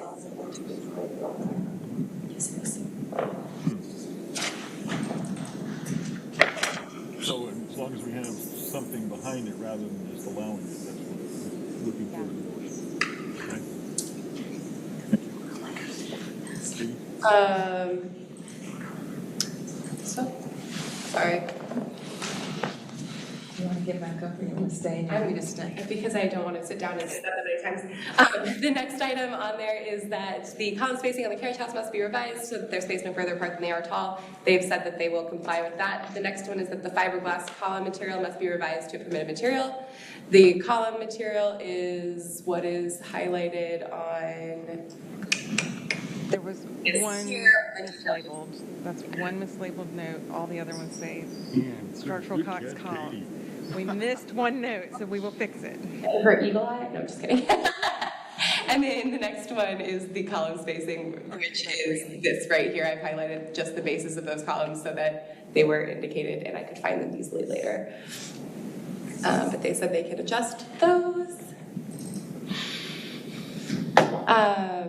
The next one is the railings and balusters. This is the, on this one, they are proposed as 2 1/4 inch metal rods, which I'm not entirely sure where I came up with that, so I apologize. Rod balusters with a 2-inch square metal post finished in black powder coating. It doesn't specify the material, so that is just something that has been identified. I may have mistyped that number, but regardless of the size of it, it is the material that is in question. They've indicated that it's going to be powder coated aluminum as well. The handrails are.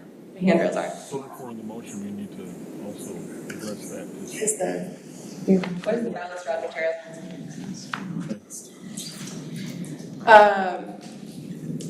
The next item is the door that is fiberglass. They have noted that they will make that a metal door. Or a wood door. Either way, they've noted it will comply. It'll be changed to metal. The next item is that window F is proposed as a sliding window, which is not a permitted operation for a window. There are several versions that are permitted. That is just not one of them. And then item G is, or item 13, we can go back to it, but window and door are on the same page, so I'm going to read both of those real quick. G is proposed as an overhead door, which must be revised to a permitted configuration as well. So this is the sliding window. It is the one that I highlighted. That will be in the kitchen because there's going to be, so people can walk up and take food to go, grab and go, or they're going to prepare something, to go take out. Where is it? Over there on the left. This one? You're not putting a drive-through. You're just putting a walk. No, it's just for people to walk up. So if they've ordered something, they can go instead of having to go through the restaurant. Now, again, going back to precedent, I believe we have allowed that in other locations. I mean, pizza restaurant has a sliding door, or is that Pizza restaurant you're talking about. local? Is that before? And then do Agave's windows open up? Those are like garage style. Agave has up and down. They're tilt windows. The agave, right? They latch to the ceiling. That's a permitted. And local It was a deviation. Local Pie has something, no, it's at the bar, between the bar and the outside seating by Agave. Yeah, I think there's lift as well. It's doing something. So they're tilt. Those are both. I don't know if it's lift or slide, I don't know. You go out there and sit at the bar and it's open Can't even tell.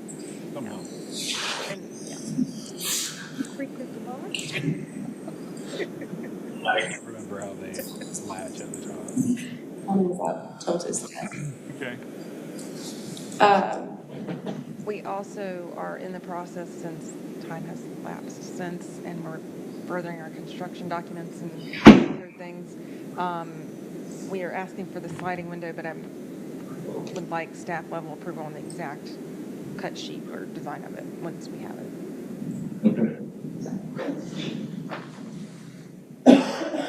These are the doors that are being proposed here. Yeah, those are like any other ones, like on the Old Myrtles building, the Court Atkins building, Redfish, Captain Woody's, all those things. Joe's ice cream shop.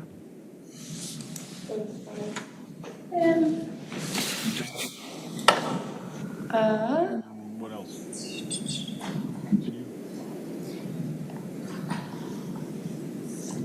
You can stay here, that's good. G is an overhead door. Then the next one is information about the gutters is required. They're listed as metal. We just don't have the information on whether We had it listed on the roof plan. as metal still, but not the material. But I do see the 1/2 inch round, and I missed that. I apologize. Gutter As finished long as it's match 1/2 inch metal round. roof. 1/2 inch round with gutter, round gutter. Yeah, that's approved in the union. And then the, 15 is the same, like we talked about. 15 is the pierced brick wall and the fence type 1.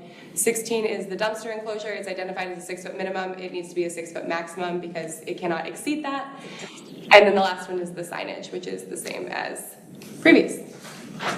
And I have a question, is the vent. I know that it's sticking up out of the roof. Is there architecturally any way you can hide that mushroom? I'm sorry.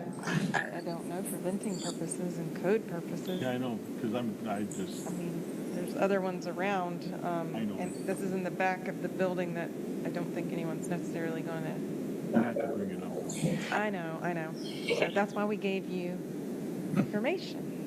Mr. Chairman, I will say this one does provide information. It is dark in color instead of the shiny reflective silver that is sometimes more visible. It is also located on the roof. Y'all know I don't defend roof penetrations. No, I get it. Towards the rear, and it is on the side of the structure that is facing a buffer, not towards the public common space. So that's just a good example of how it, Is the best possible location for a roof penetration that is not a masonry chimney. and there's actually two, because there's one above the bakery, if I understand. I'll never call a metal chimney good, but this is the best it could get if it is going to be a metal roof penetration. But we don't need to address that. Okay. No. Very good. Now, would it be possible for you to possibly put a motion together? And it looks like you were taking copious notes. So it would be just interesting to maybe repeat what you copiously noted. I would be happy to, Mr. Chairman. First, I'd like to make sure that there's no public comment on this application. That's right. Is there any public comment? This application. And we are looking for discussions on this, but are we good? Are we good? Yeah, I think we're good. I mean, I do have a few questions, and I feel like this one might be the one to ask that are site related. I don't think I just wanted there was two things that I wanted to talk about. The first one was just this was more, have you considered it, or I was looking at the and the handrails for all of the ramps and the stairs are really looking out like a sore thumb. Have y'all considered possibly, and I don't know how this would look, but like enclosing those in the same wood, like putting the wood structure, like putting those inside of the wood structure, like you see a lot of stairs, like Make sure I'm following what you're so a lot of times on, for instance, going upstairs, you'll put the handrails like inside of it so that it's... So it'd be here, but this would move out to here, is what you're saying? Yeah, just slightly. So widen the porch, deepen the porch to allow it to be internal to the decorative railing rather than having it externally. No, I wouldn't do that. Because then you're dealing with a roof system and making something extra that you don't need. A roof, or I'm just saying, in case, like, put the handrails inside of wood railing. Like, for instance, if you go like in the promenade, there's several staircases where they've continued their treatment. You're talking about life safety and code issues then, because handrails. No, there's two different. No, so the handrails would stay exactly the same. I'm just saying, like, those inside handrails that you're gripping for ADA would stay exactly the same. I'm just asking if you've given any consideration to putting your wood rails in front of those so that they don't stick out as much, like visually. Are you talking about the end pieces? So for the ramps and the stairs that you have just a metal tube rail. Have you given any consideration to putting a wood, like your Like wood a regular rail? wood dual post and Yes, picket I and mean, stuff? yes, to match. Well, what we want that to do is just disappear. We don't want to draw attention to it, because if you start adding things to it, it's gonna be more opaque. You're not, whatever. Anyway, it takes away from it, because this is just meant to visually disappear. And by code, we have to have certain handrails and extensions, so Okay, I'll I'll illustrate that before. I mean, I could go either way. I was just wondering if there's Architectural aspect, it's not a functional or a, no. this is just your opinion. It's just opinion. yeah. It's just that this is a prominent. Yes. It'd be continuing, having additional railings and balustrades to match the porch and have that as just the handrail internally rather than a metal handrail system is what you're saying, yes? okay. And Like before, we want it to disappear. We don't Okay. want to call attention to it. that's fair. Okay. And then the second thing I just wonder is there so AstroTurf's going on the site plan with the brick edging. It is going. I see in one location. Yeah, where's the?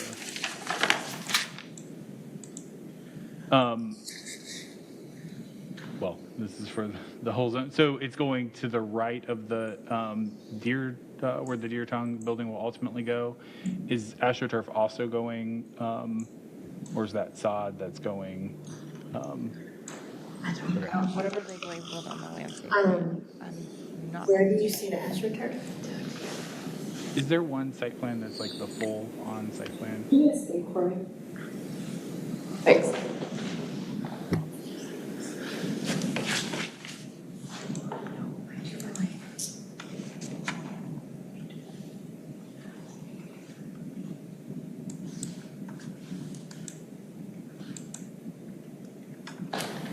This might draw itself slowly at real speed. I mean, if y'all don't know, yeah. So right where there's a wood, basically a raised wood stage in that zone, is that also AstroTurf? And obviously, if you don't know, that's I don't know. I'd have to Okay. read their schedules. That's a landscape, in other words, it could be grass or astroturf. Okay. I guess is the, right, I mean, that's not your privy.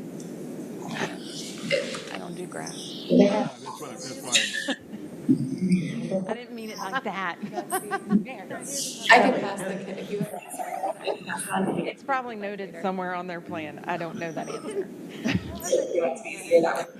That wasn't what I was.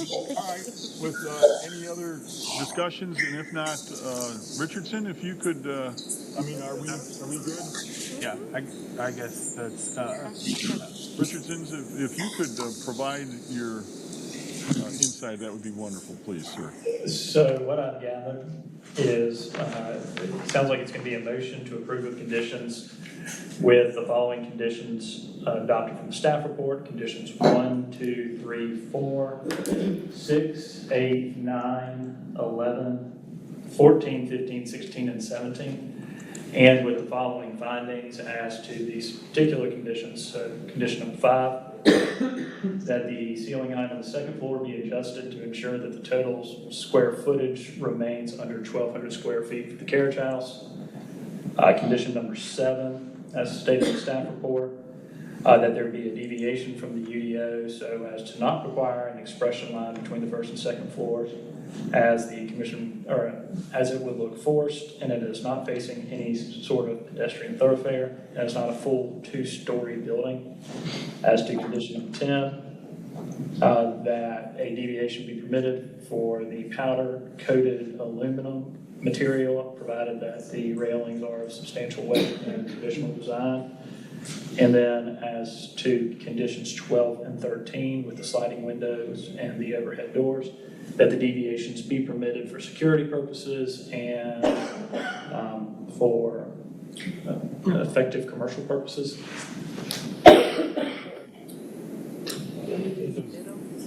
Is that discussion regarding the motion? So therefore, we could make, somebody can make a motion to, Can we just say, Can I read your notes? You can just say, I so move this. yes, I so move. that's our motion, so I'm looking for a second. Oh, I'll second it. Any further discussion in regards to the motion on the table? If not, I'm looking for a vote, and all in favor, aye? Aye. Any opposed? Unanimously, motion set. Thank you for the recap very much. Thank you. And for the people who may be watching in the audience, this is, the reason we do it that way is particularly when there are 17 conditions, y'all can focus on the criteria instead of trying to take notes and get those comments. And it's very, very much appreciative. Thank you for your assistance. Anytime. It looks like we're on our fourth item, and we're changing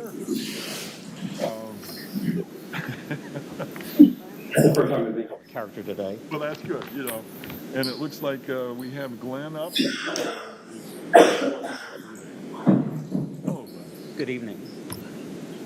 So this is request from the applicant, Pierce Scott Architects, on behalf of the owner, Billy Waterston, to consider the following application. This is a certificate of appropriateness to allow the relocation and reconstruction of the 1,186 square foot contributing resource known as the warehouse, the reconstruction of the existing 378 square foot front porch, and the construction of a rear addition of approximately 348 square feet to the structure located at, you guessed it, 1255 Mere River Road in the Old Town Bluffton Historic District. To refresh your memory, this is the zoning and location maps. You saw this project and approved the COFA back in February to relocate what was identified as structure A in blue from the right side of the diagram to the left side of the diagram. Also to refresh your memory, some historic photographs. This is the Deer Tongue Warehouse in its previous location on Lawrence Street, 1975.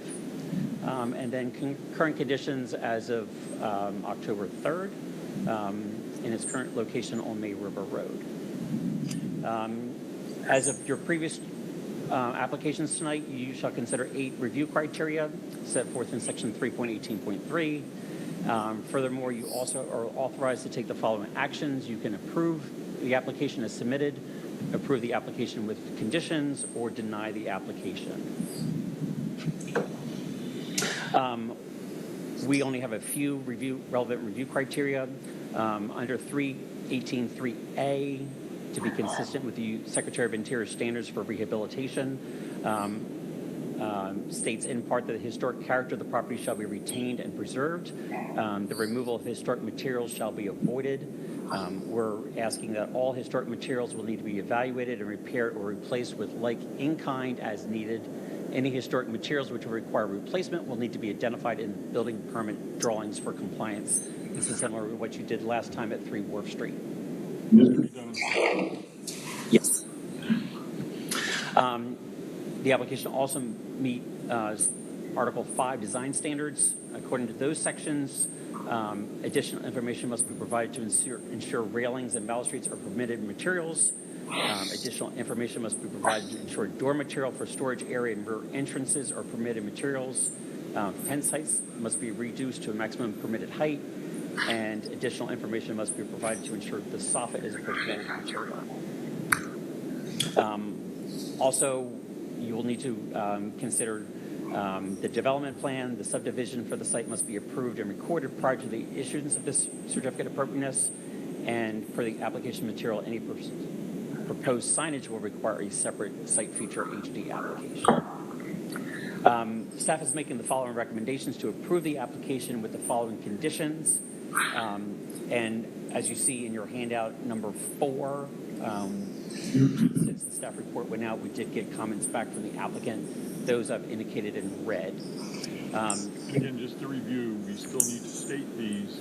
These will still need to be restated as part of any proposed motion. No, we do have a reply, but we still need to state these just for the purposes of... That's correct. Just as a review. Yep. So any materials which require replacement will be identified in the building permit drawings. Applicant has said they will comply with that. Additional information provided for the materials of railings and balustrades, rear doors and soffits. The railings, like before, are proposed to be a power-coated aluminum. This is not a permitted material, so you'll have to specify that in the motion if you so choose. Rear doors will be wood. Soffit will be tongue and groove, primed southern yellow pine painted. Fence heights reduced to the maximum permitted height. The landscape architect will adjust that. All conditions of the development plan review are addressed. The development plan approved. Subdivision and any proposed signage will require a separate site feature HD application.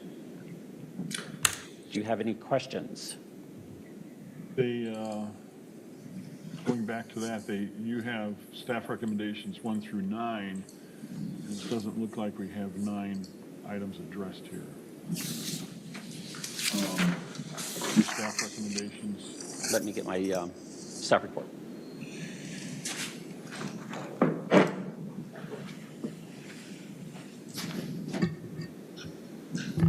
For example, The staff report did mention the handicap ramp. That's been adjusted. That's not an issue now. right, so we don't have this on this. Right. It has been, right. So the handicap ramp, Will stay as it is. it's going to stay in the same location? Stay as it's drawn. Looking at it, it looks like that location to me was fine, because if you moved it where was recommended, now we get into a problem with property lines. Right. So that will actually We're fine stay there, Mhm. right, okay.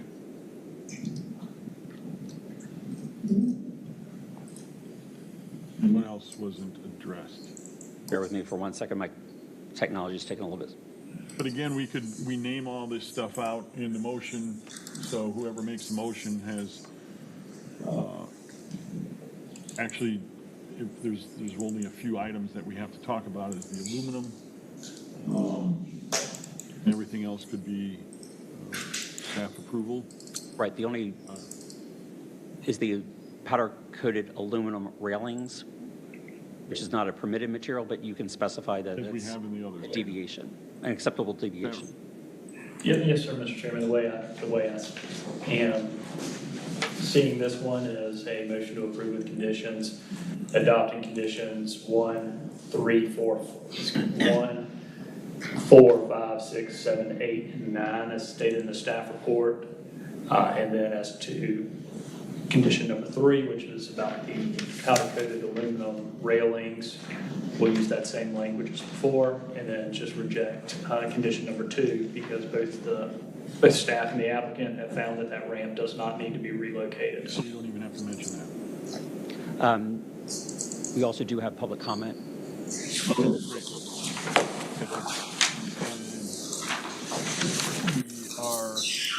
the applicant, prior to that, I understand the applicant has a chance to talk.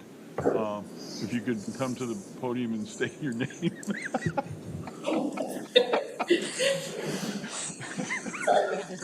Pierce Scott Architect. Thank you for seeing us tonight. This is Bridget Frazier. I'm Bridget Frazier. Would you like to speak to what we're proposing for this property? Well, and you're a commissioner, so does she have to have public comment? But she could state, right? Part of my team. Part of me. Because she's Part of me, Bruce. Well, I know, but we typically, for owners of the property or those involved in the application, we typically give a little bit of leeway and allow them to speak on behalf of the applicant. Great, thank you. Just wanted to make. So thank you all for taking the time to consider this tonight. As one of the applicants, I'm Bridget Frazier. I'm one of the owners of the Ma Daisy's Porch Project. And just to give a little insight on the importance of this particular site and what we're going to be doing with it. We also believe in the preservation and the rehabilitation of historic structures. And while we aim to maintain the aesthetics of the exterior, which we are absolutely in love with, we are considerate of the safety of those who are going to occupy the building with our new use as Bufton's first and the area's only historic Gullah Culture Heritage Center. which will be a place to tell the history, often of forgotten stories, stories that have never been heard before, of those who once thrived and existed in this town and whose stories certainly deserve to be heard. And so instead of allowing the building to remain as is and become dilapidated, we would rather see the building be restored in a way that will ensure it will be around not only during this project, but for years to come. And so we ask with that consideration that you look at that here tonight, that we are looking to be in accordance to the UDO as well as with the Secretary of State guidelines recommends. And we're not looking to deviate or do anything obtrusive from that nature. Well said, thank you. Do we have any other public comment? We have public comment, yes. Can you, Robert's box. Mr. Chairman, Commissioner, I'm Robert Fox. I live at 75 All Joy Road, and I have submitted a letter as well. I'm also an attorney, and I would advise you to carefully look at this application because I think it violates the law. On February the 2nd of this year, you all approved a resolution authorizing the moving of this building, the relocation of it. And it specifically, you allowed the demolition of the non-historic northern portion of the building and said that as a contributing structure, and that the relocation of the remaining historic structure known as the Deerton Building with certain conditions. Nothing was said about demolishing the building. Nothing was said about reconstructing the building. Therefore, I believe this motion is moot and out of order. There are certain ways that you reconsider motions, but you've already adopted one with regard to the moving of this building as it was represented to the public and has been all along. Those of us who are opposed to this particular application are not opposed to the moving of the building, the relocation of the building. We're not opposed to adding the bathrooms on the back of the building. But this is not anything other than a pure demolition. Now, they then, once they demolish the building, they propose to reconstruct it. But they're not going to reconstruct it. They're going to build a new building. This building is not the same size. Can you put up what the elevation of this new thing looks like? It hardly looks anything like what? The elevation. Can you hit the It hardly looks anything like what's there now. As you don't have an elevation? I do, it's just. Okay. As to square footage, as to the shape, none of it's the same. What they propose to do is simply use the material and reconstruct parts of the building. As a part of their submission, they talk about the 4 parts of preservation, demolition, reconstruction, and so on. Now, that simply does not look the same in any way, shape, or form. It's not the same size. It doesn't have the same porch. Doesn't have any of those similar attributes. There are certain criteria set forth by the Secretary of the Interior with regards to demolition of contributing structures. Have you all even discussed those criteria with regard to this project? No. Have you looked at any of the attributes of the old building and compared to the new building? Has there been any showing that this building is in need of some kind of reconstruction? There have been 3 demolition permits issued by the town of Bluffton thus far in history, maybe 4. Of at least 3 of those, I've been involved in. I'd like to continue, if I may. The three of them have all shown serious construction defects. Nothing has been said about that in any way, shape, or form with regard to this building. And I promise you that none of us, including myself, who moved this building, who rehabilitated the building, and who received an award by the town for the rehabilitation of this building, are going to allow this to happen just willy-nilly. Thank you. Joan Hayward.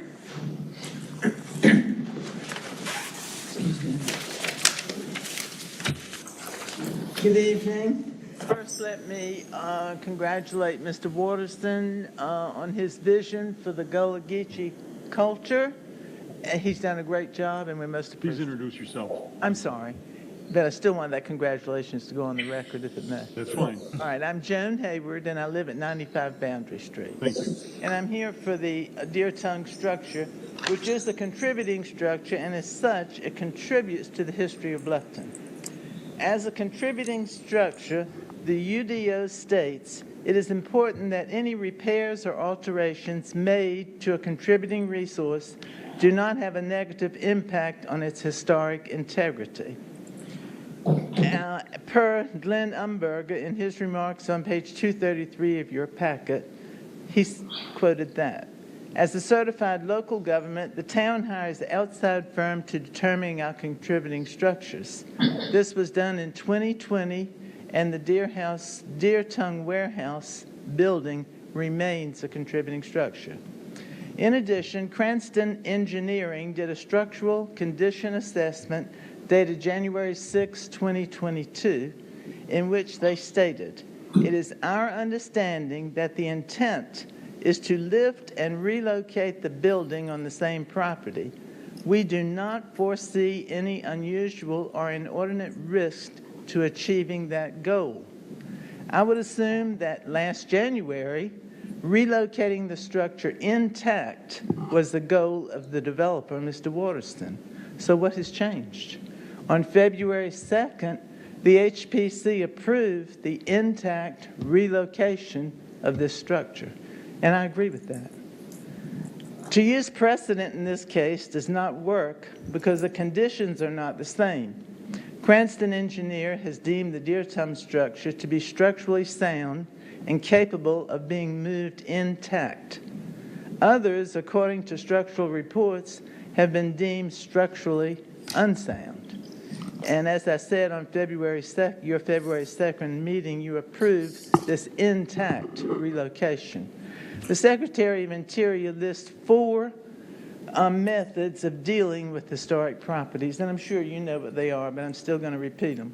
They are preserving, rehabilitating, restoring, and reconstructing.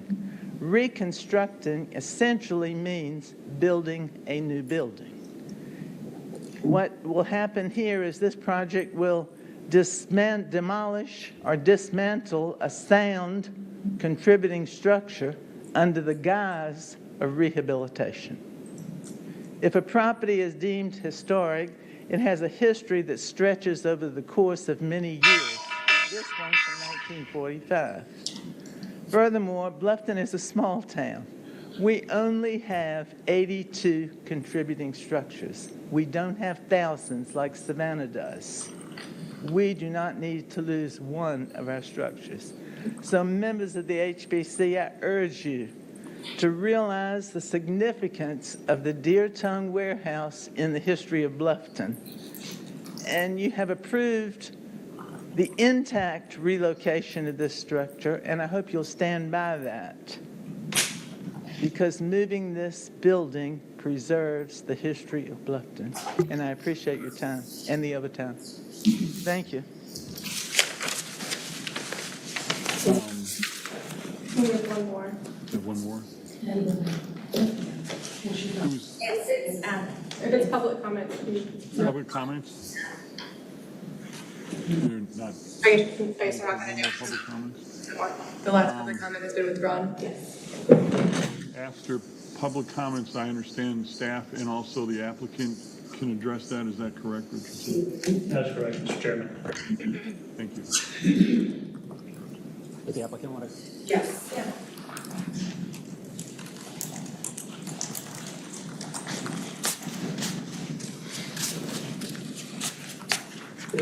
I just wanted to respond to 2 of the public comments.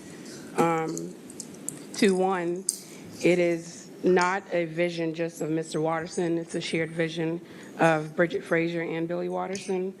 But also, the precedence of what we're doing is no different than what's already been set.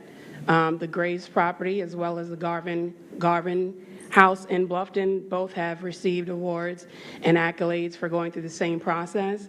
It is not demolition in the context of the buildings are going to be demolished.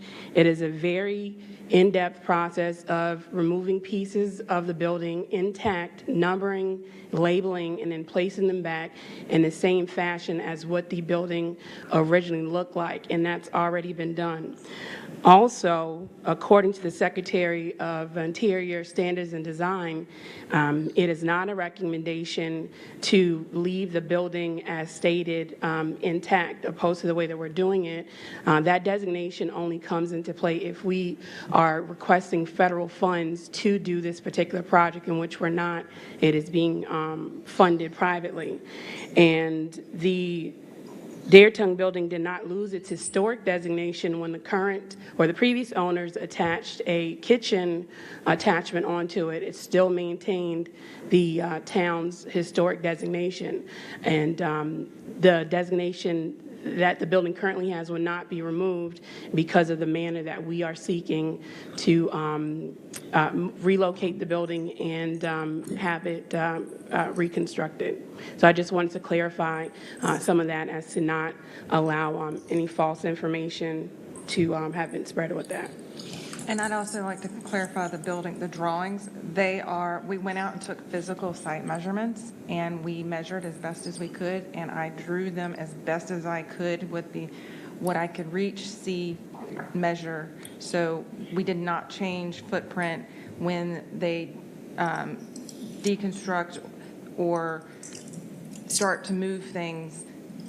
They will take another set of physical measurements because we want it to be the exact same. It's not to be anything different than what it already is. The building that is presently there, you've taken notes, you've measured.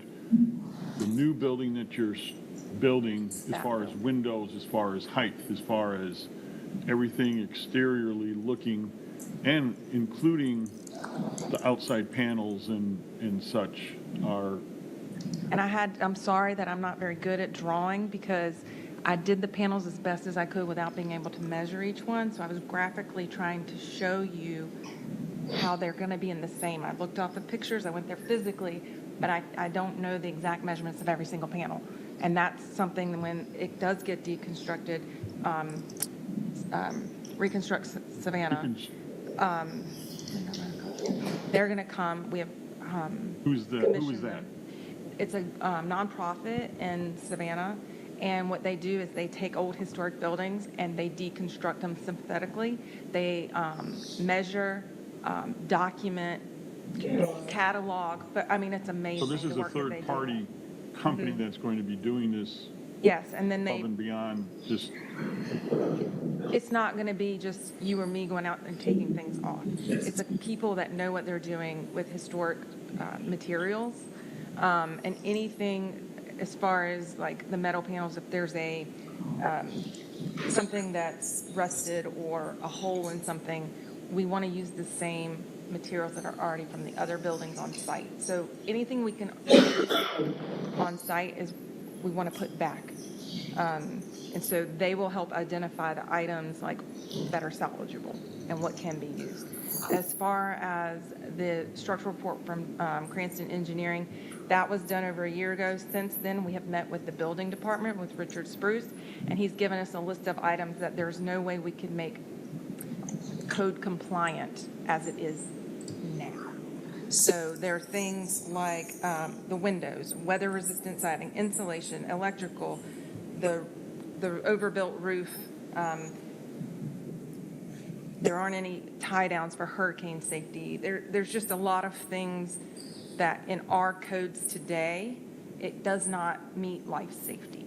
And so we would never be able to get a building permit for this, for changing this use as far as letting it be a cultural center. Because it's not safe with the codes that we have to adhere to for life safety. Do you have the report on that? We talked with Richard Spruce with the building department, and we've talked with staff about it, like lengthy conversations. So, But say that it's unsafe is pretty bold. Okay. He's the code inspector and those were his. Well, right, that's why I was asking for the report to see it. I mean, we could ask him to give his I mean, opinion. I'm If just it was- curious. I would say, and I don't want to speak for him, if it was up to certain people, they would say that it wasn't worth it at all. And we disagree, and we want to save as much as possible. I So remember in going order, on site, the town was concerned of us going on site because of the safety features and safety of entering the building. We pretty much took it in our own hands, I think we was told.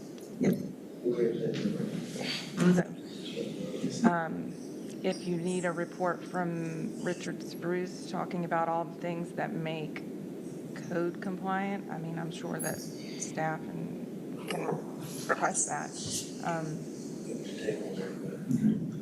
Does staff want to add any? Carly? Nothing? Okay. So I guess we have discussions, and is there any discussions in regards to this Can project? Richardson clarify the fact that we've already determined that it was okay to move it? I mean, is this a moot point? This application is, I guess, is a supplemental application to the relocation. So and I'm trying to recall to the best I can of what the original application was, but it had to do with demolition of some non-contributing structures and the relocation of the Deer Tongue building. So at that point, the HPC had decided that it was permissible to relocate to this portion of the property, which is as required by the UDO. And prior to any sort of relocation, you have to go through that process. This application is for, as I understand it, and I would hope that staff will speak up if I am incorrect, but this is as to some of the structural improvements that are being done on the property when it gets relocated, but also to what needs to happen in order to relocate the building. For the reconstruction of it. So essentially the reconstruction of it. And this is similar to what, from what I can gather, that was decided with the Joyner House, where we had a lot of discussion about the Joyner House over on Bruin. And obviously every application is unique. Every property is unique. We need to make sure that, try to keep that in mind. But there are a bunch of different things that we're looking for with under the historic preservation guidelines. And Ms. Frazier was correct. This is because as to the role of the guidelines in y'all's evaluation, to a certain extent, they are advisory because they have, because this is not going to be federally funded, but your UDO explicitly incorporates them as, advisory materials. And then when there's a question, to kind of defer to those. So if you are, again, if you're moving this building entirely intact, I don't think I think the process has been set. But because this is going to have to be partially taken apart and then reconstructed on the other parcel, that's my understanding of why it's going through this process. Where is that, though?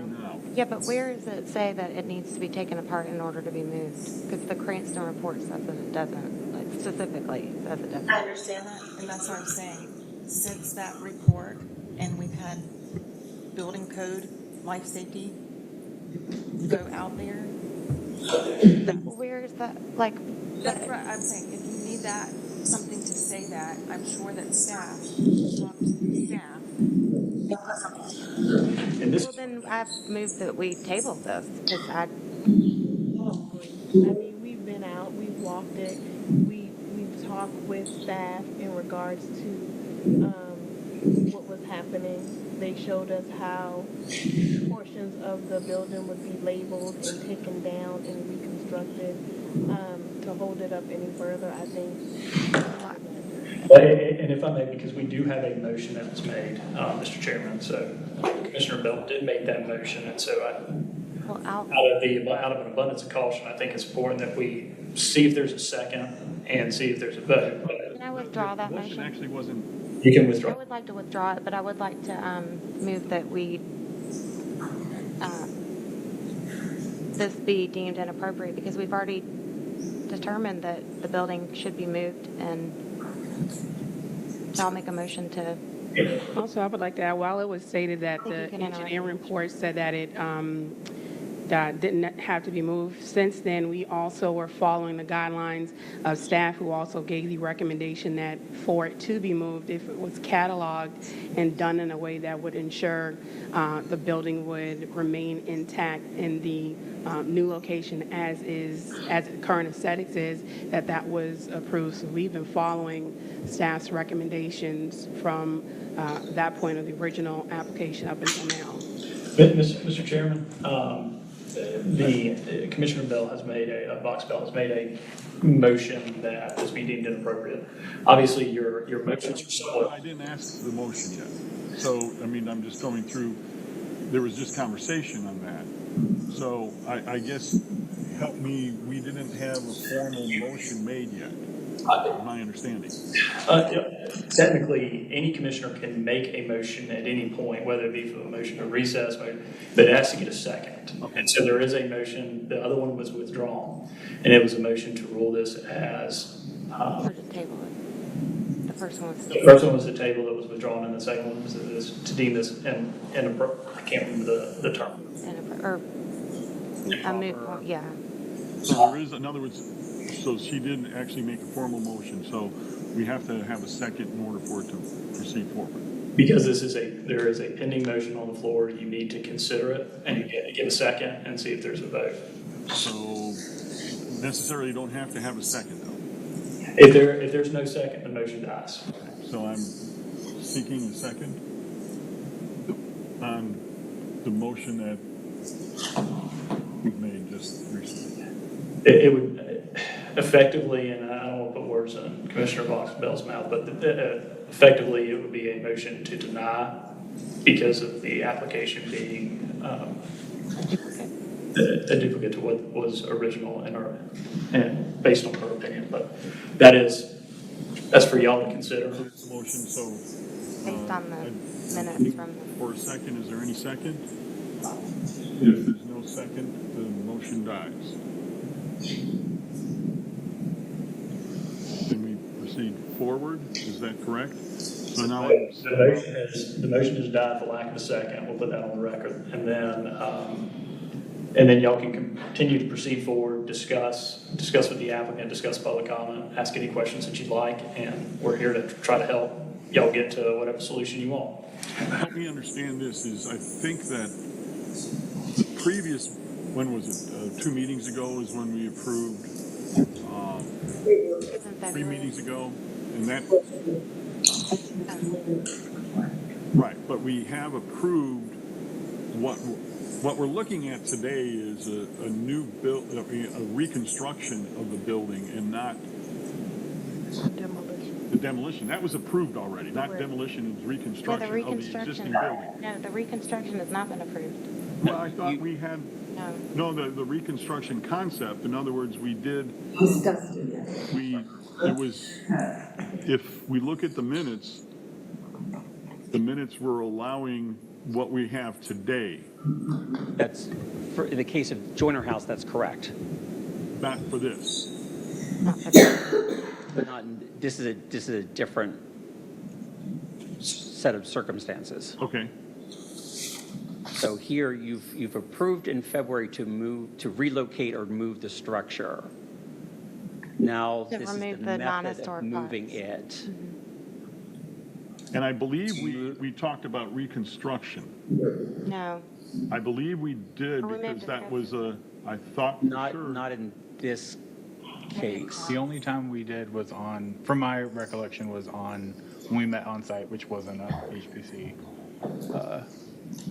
meeting, but not at that February.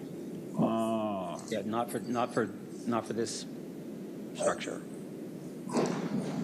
I remember having numerous discussion on reconstruction. Maybe a No, we HPRC. did on site.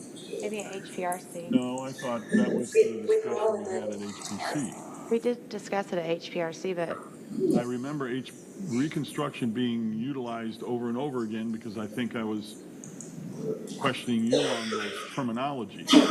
But not in, You, and not for this application, no. I think that was with the Joyner House, and Commissioner Simpson spoke up about the differences in, reconstruction, and, yeah, I think that was with Mr. Mark's application on the Joyner House on Bruin Road.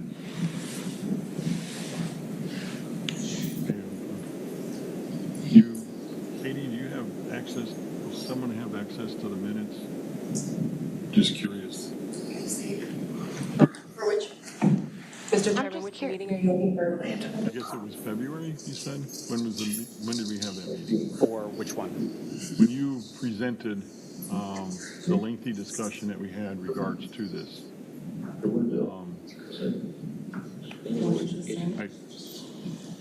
Yeah, but it's porches on two sides of the building.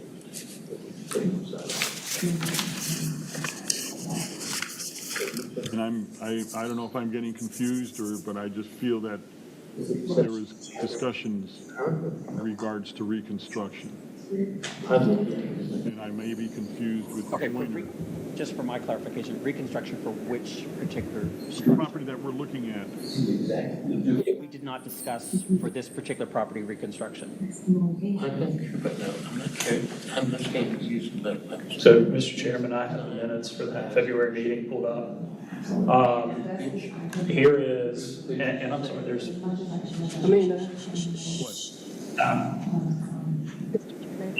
The minutes for request for We need to not have discussions in the. So the minutes from these are the approved minutes from the February 2nd, 2022 meeting of the Historic Preservation Commission. A request by Whitmer Jones Kiefer on behalf of the owner Billy Watterson for approval of a certificate of appropriateness code for demolition to allow the demolition of 4 non-contributing structures of approximately 515 square feet, 525 square feet, 775 square feet, and 1,980 square feet, and the partial demolition and relocation of a contributing structure identified as the Deotone Warehouse, demolition of approximately 2,045 square feet with relocation of the remaining 1,585 square feet. Applicant was present. There was discussion about the non-contributing structures and the applicant maintaining the existing trees. Commissioner Solomon made a motion to approve the demolition, divide the structures B, C, D, and E in the applicant's narrative, and to approve the partial demolition and relocation of the contributing structure known as the Deotone Warehouse with the following conditions: that the structure be oriented parallel to May River Road, and the structure be sited 10 feet from the western side of the property line. That's the extent of our February minutes. For my recollection, that partial demolition was for that non-contributing portion of it. Right, the northern kitchen piece.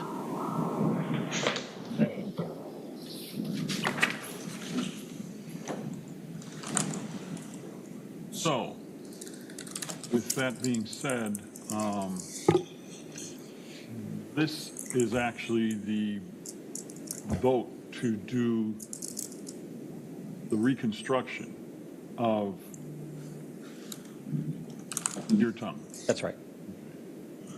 So with that discussion is, I guess we're still needing a motion made of the items that were listed.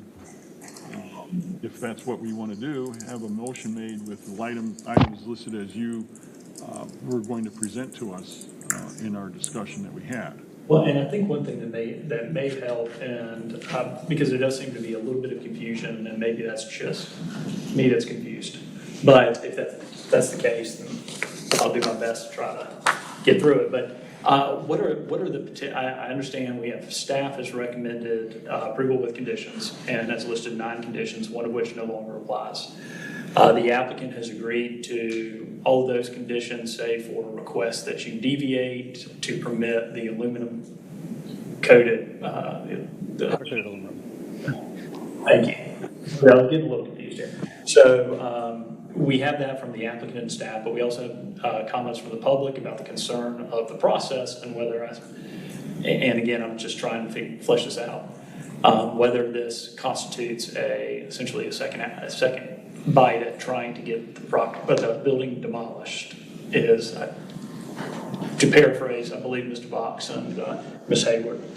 So if I can, if I'd be so bold to ask the commission, what are y'all thinking, to open it up for discussion for y'all to talk between yourselves so I can get a better idea of what sort of motion you're looking for?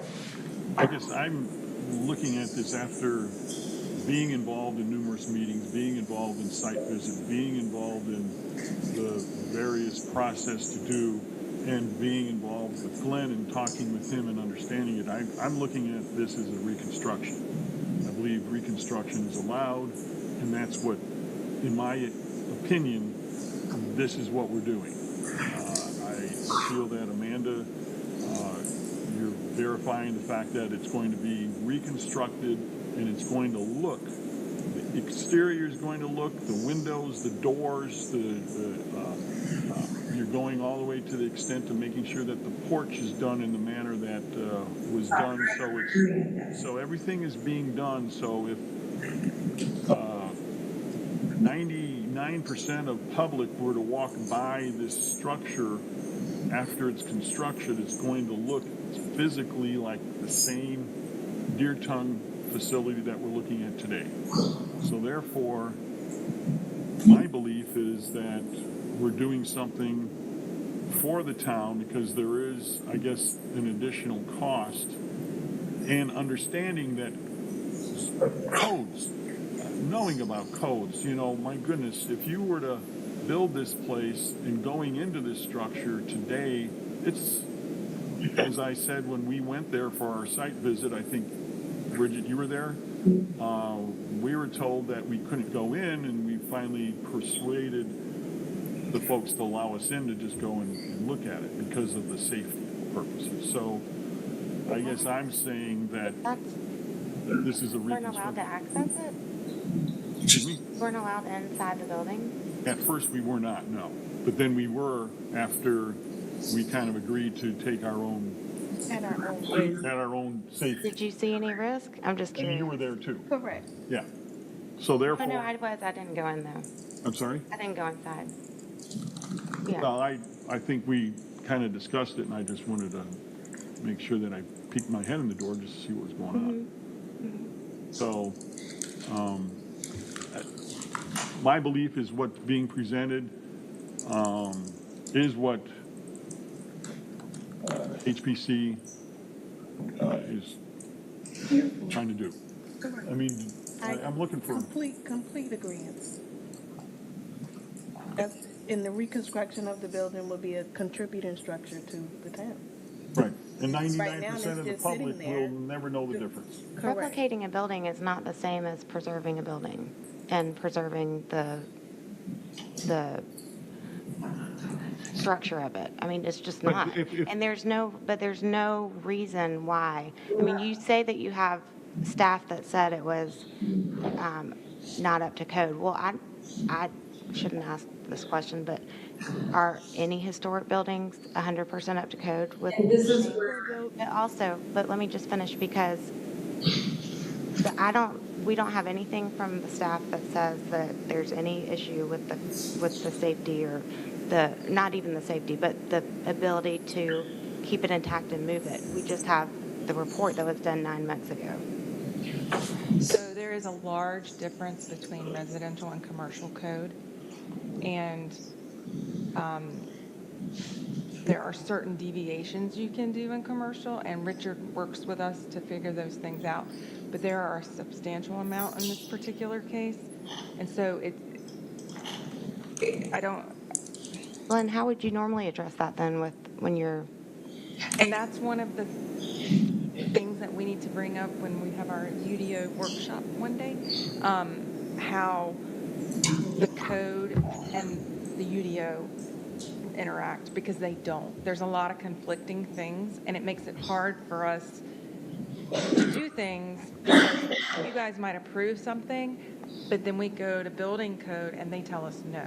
And then we have to go back to you, and then you tell us no, because that's not what this says. So we're in one of those situations. So the reason you're moving the building instead, I mean, you're deconstructing and reconstructing, why is that? Why don't you just move it?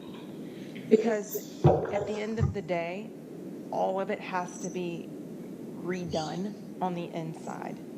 Like, where is any, You're moving a shell that's, It's just a shell. you're moving a shell that is completely dilapidated it's and bug absolutely infested. not. It is absolutely not dilapidated. It is, where is something that says that it's dilapidated?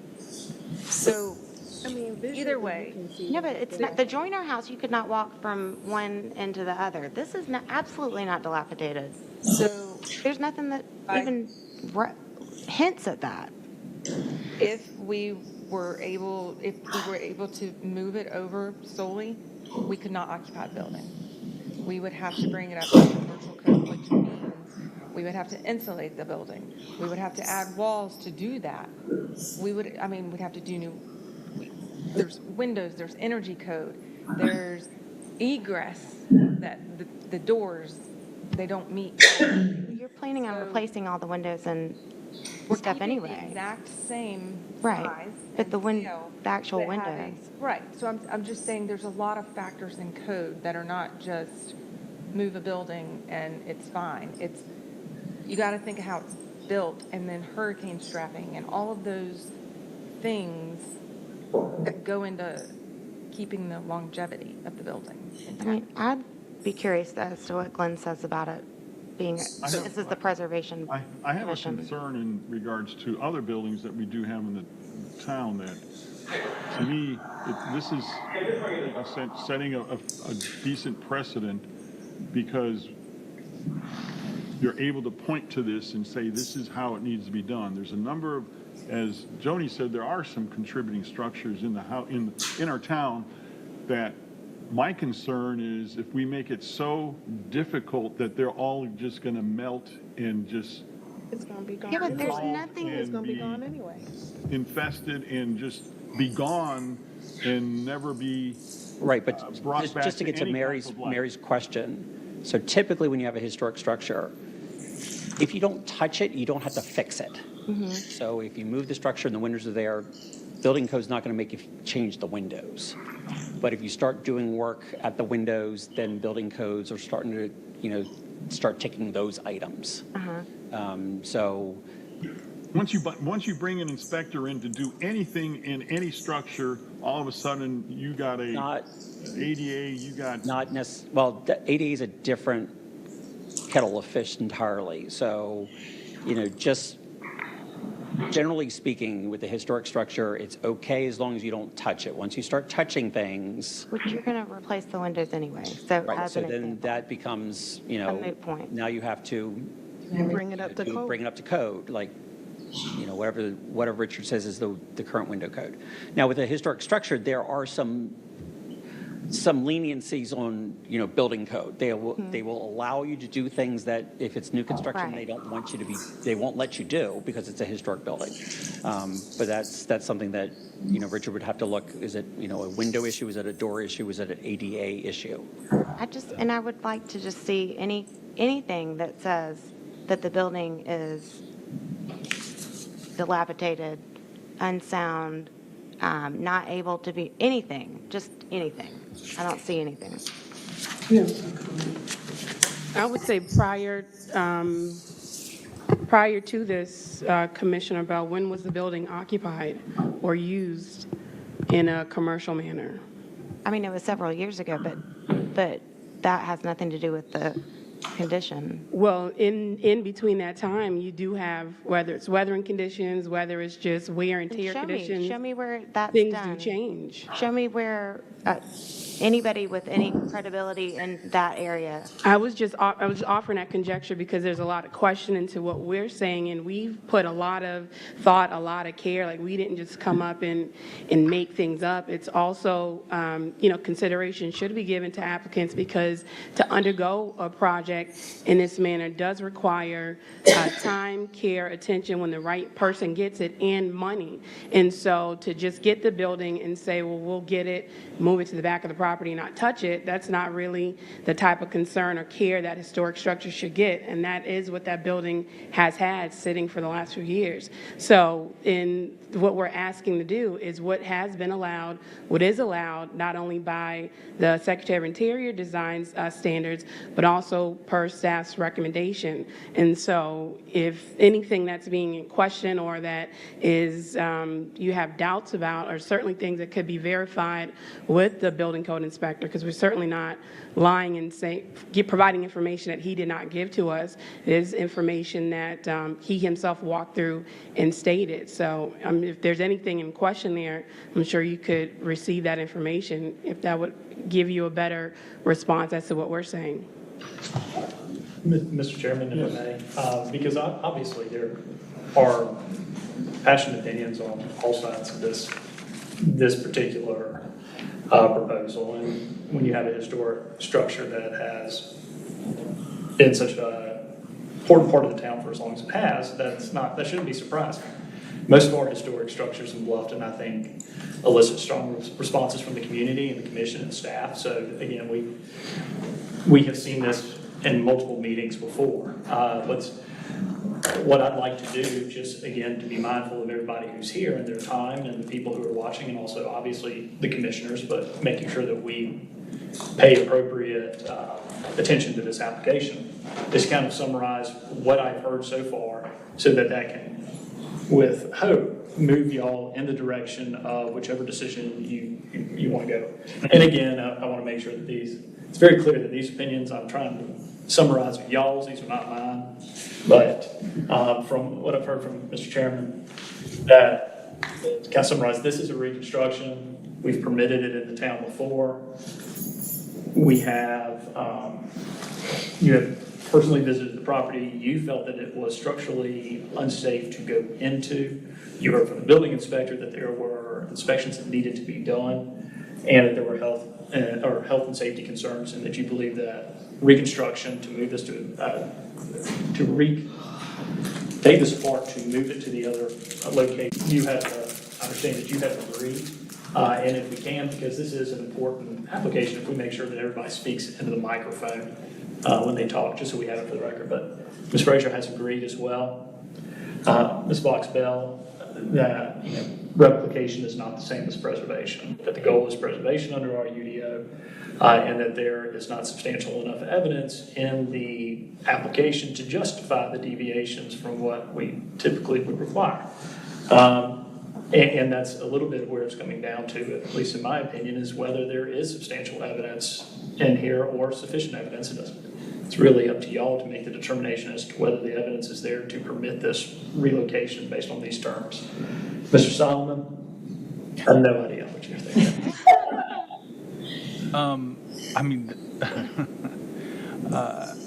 I'll just say I do feel uncomfortable approving this. It's a lot of, with this entire site plan, over 200 pages of not just this project. And that was, I don't know, without, I think that this could be appropriate, but I do think I need a little more information. I think that I completely trust the applicant that that everything that they're saying is true. I just, going on, what was submitted, I just need to feel a little more comfortable before I could. And because we ask this with most of our applications, whenever there's a level of discomfort from the commission, we always ask, is this something is the level of discomfort so high that you think it needs to come back before you, or is it something that that you would feel comfortable delegating, or just making sure that the UDO gets adequate information regarding this? I think I would need a little bit more information, because I think if it went back to staff, I think it would, that is essentially an approval. I'm not saying I'm not saying that is not appropriate. I'm just saying I would like one thing that would make me feel a little more comfortable would be a third-party structural review, or even the building official at this meeting, even on for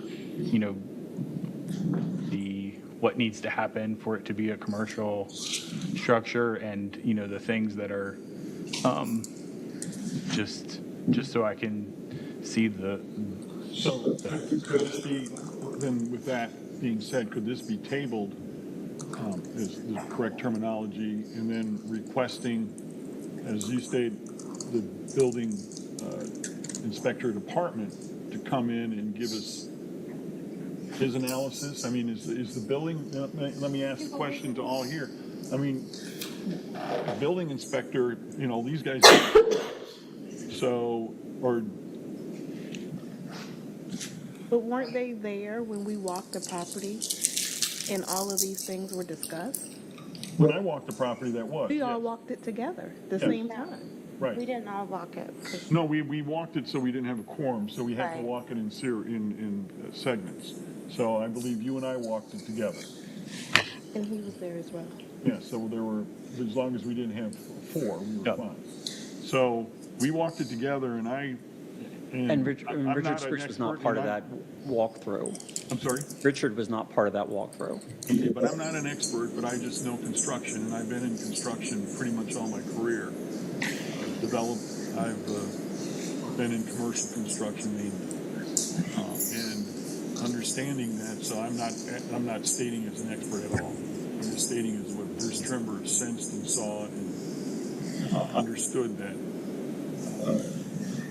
there's a possibility of this just melting to the ground, and I see other structures within Bluffton that will end up melting to the ground. And this, to me, was a very good proposal for reconstruction. Again, I'm stating it, and I'm going to state it over and over again, that 99% of the public is going to look at this building once it's completed and say, wow, that is really an old structure and it looks great.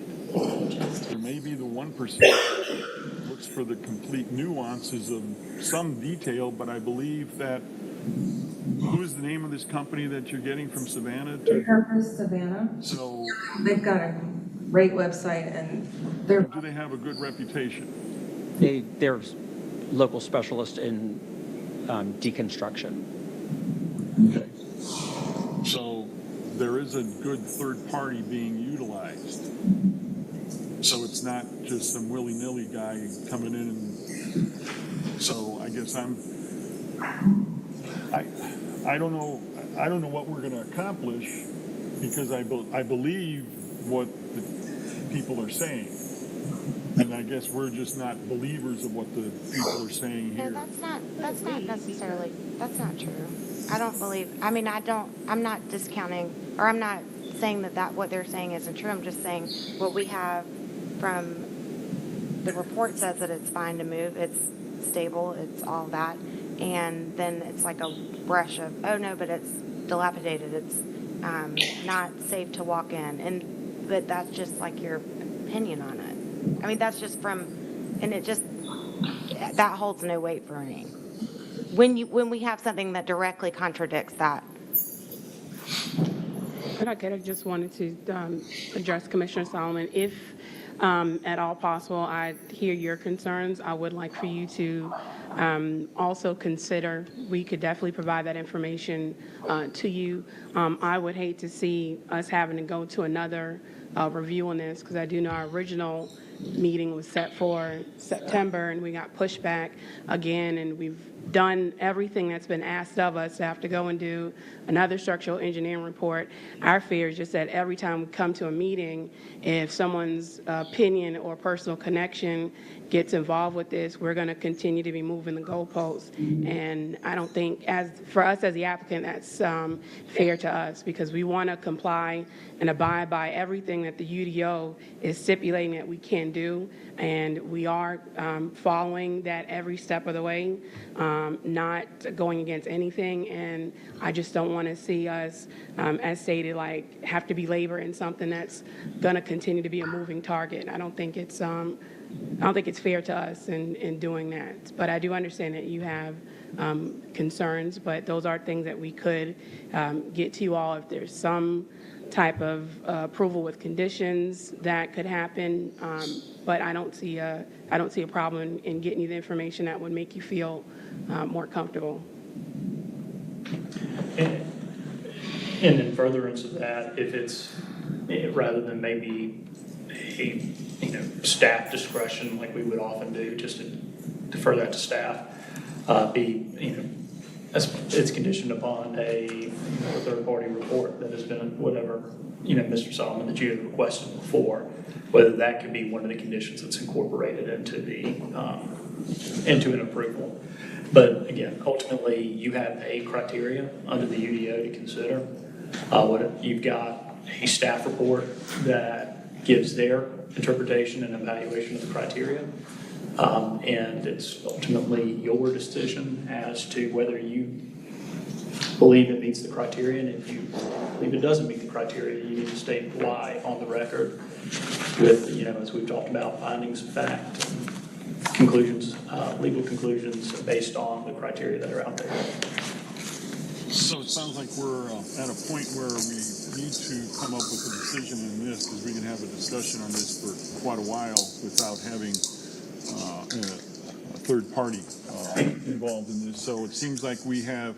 Well, Mr. Chairman, I'm sorry to interrupt you, but what I think might be pertinent in this case is because it does seem that there are three very strong opinions with two on one side, one on the other. And Mr. Solomon, I'm not discounting your opinion; it's not strong, but it does seem that you have your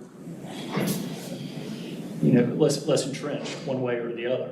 So what I would say is to try to get a idea of your feelings so that we can decide whether it is best to try to hear motions and have them fail 2-2, and see where that leaves the applicant, or see if there is a reasonable solution that can be reached one way or the other. It's unfortunate that three of the commissioners are not present. Yeah, this is an important issue, and it's really sad that both, we got three people missing. Especially, this Josh offers. Sorry?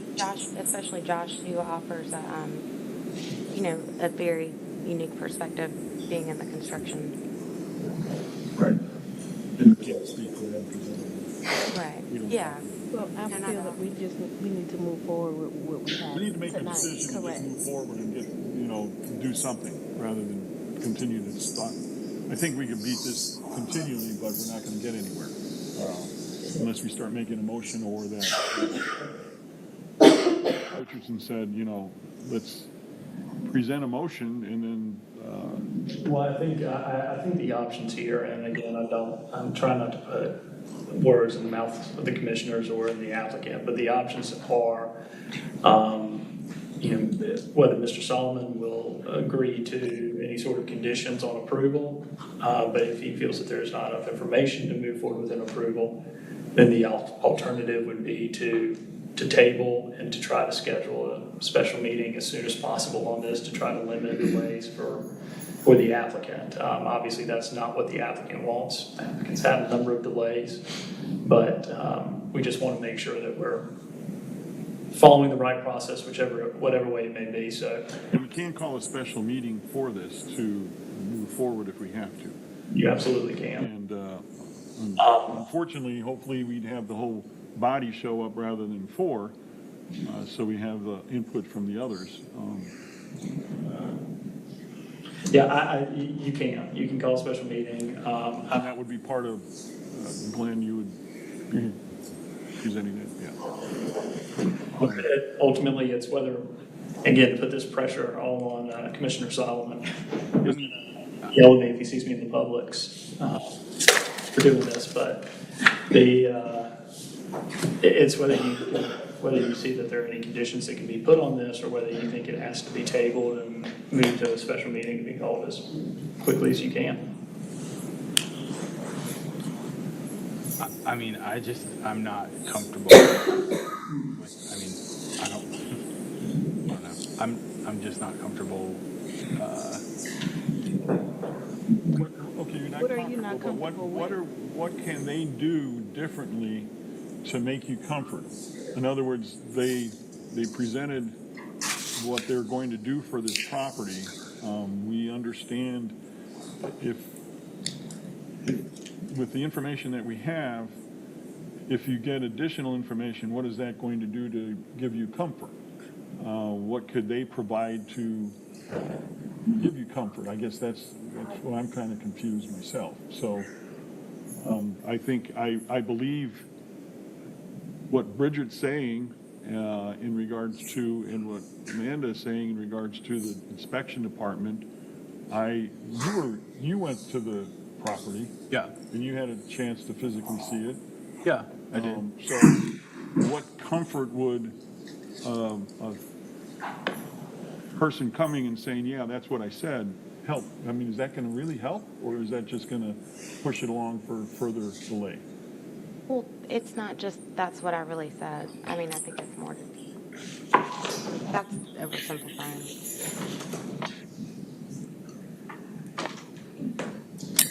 I don't think I'm.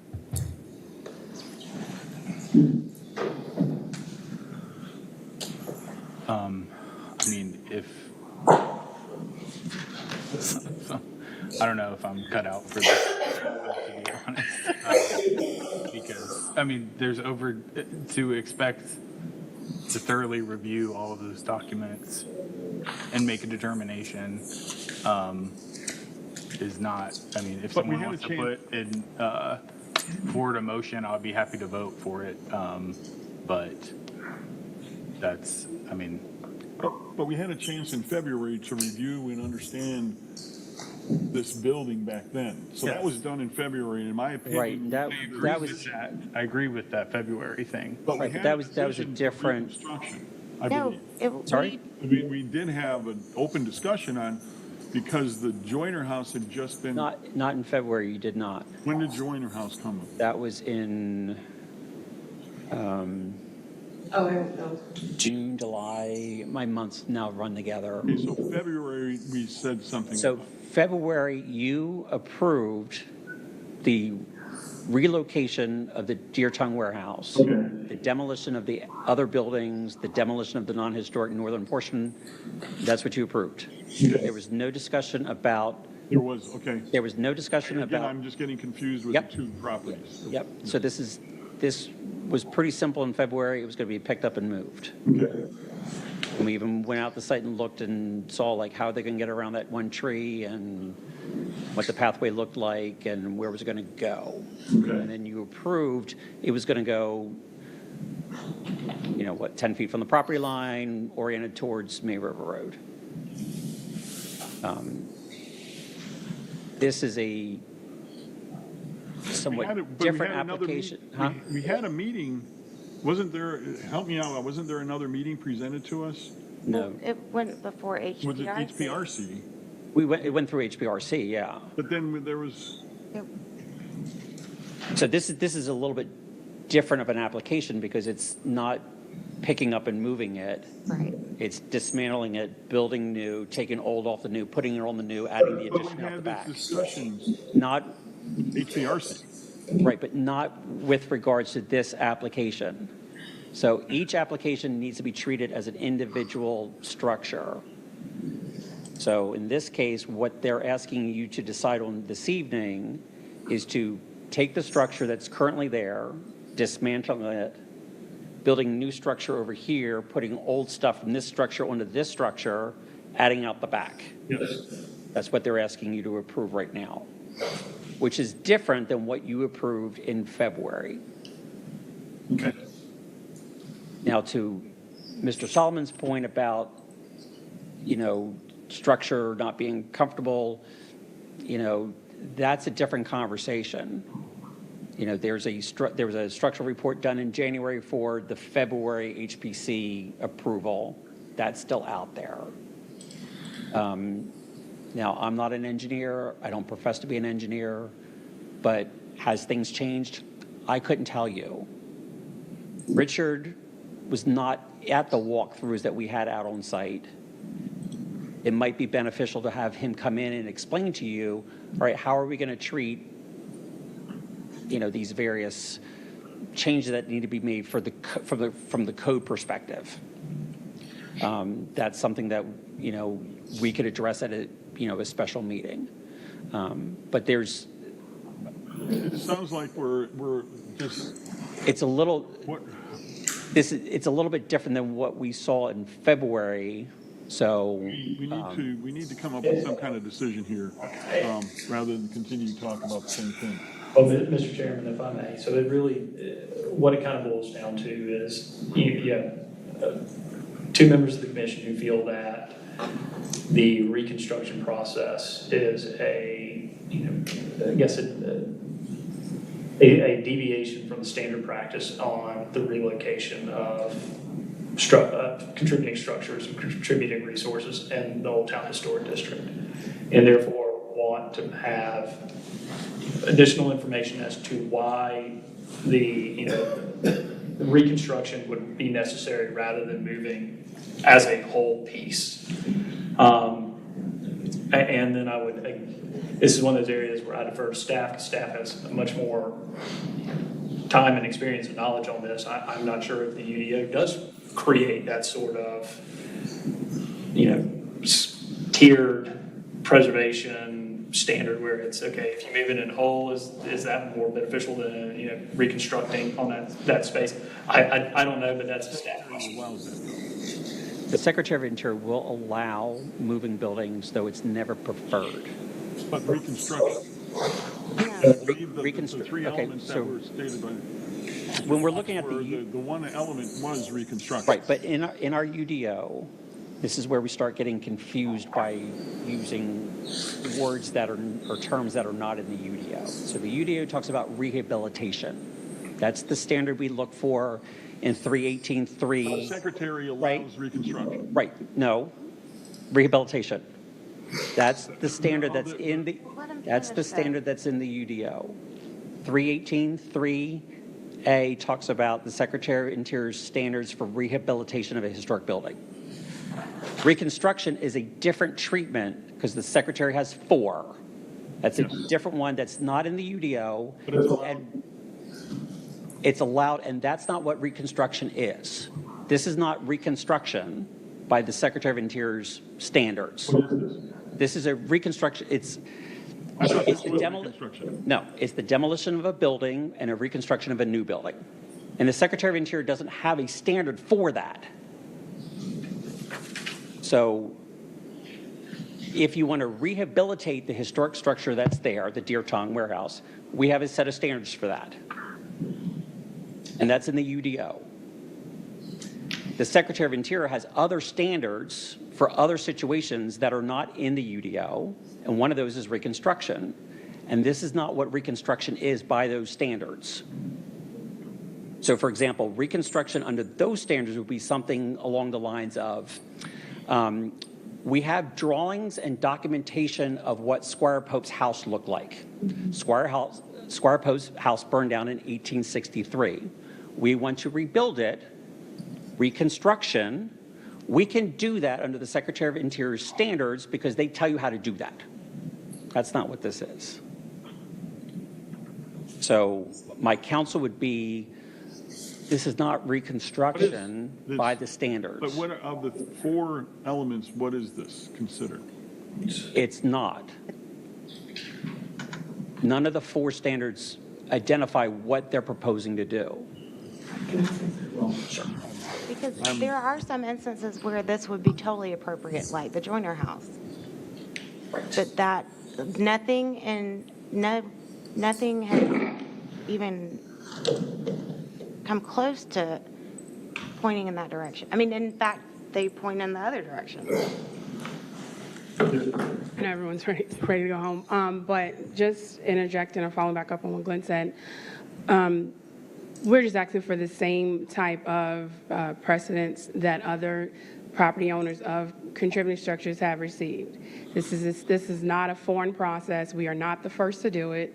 The Graves home was literally done in the same fashion with probably not as much intricacy that we're doing. The same thing was done with the Garvin Garvey home. We are seeing the same precedents being set for the Joyner home and the recent property here on Moore Street. Owners of contributing structures have a two-folded burden. One is taking something that is precious and dear to the area, but it's also assuming the financial responsibilities of that. And so if we want to set the type of precedence that's encouraging people to not feel burdened with acquiring these structures, then it also has to be an understanding that our UDO, our processes, it should be things that are meant to work with people in doing that and not necessarily penalizing them for that purpose, and especially when they are going in accordance with the guidelines. When we submitted our final HPC packet, we also submitted the reconstruction, so it's not like, we're here tonight bringing it up for the first time. And with that came that cataloging, came the detail of how all that would happen under the recommendation that we received from staff at the HPRC meeting. So I just wanted to, because I didn't want anyone to feel like this is the first time we're the first people to actually do this.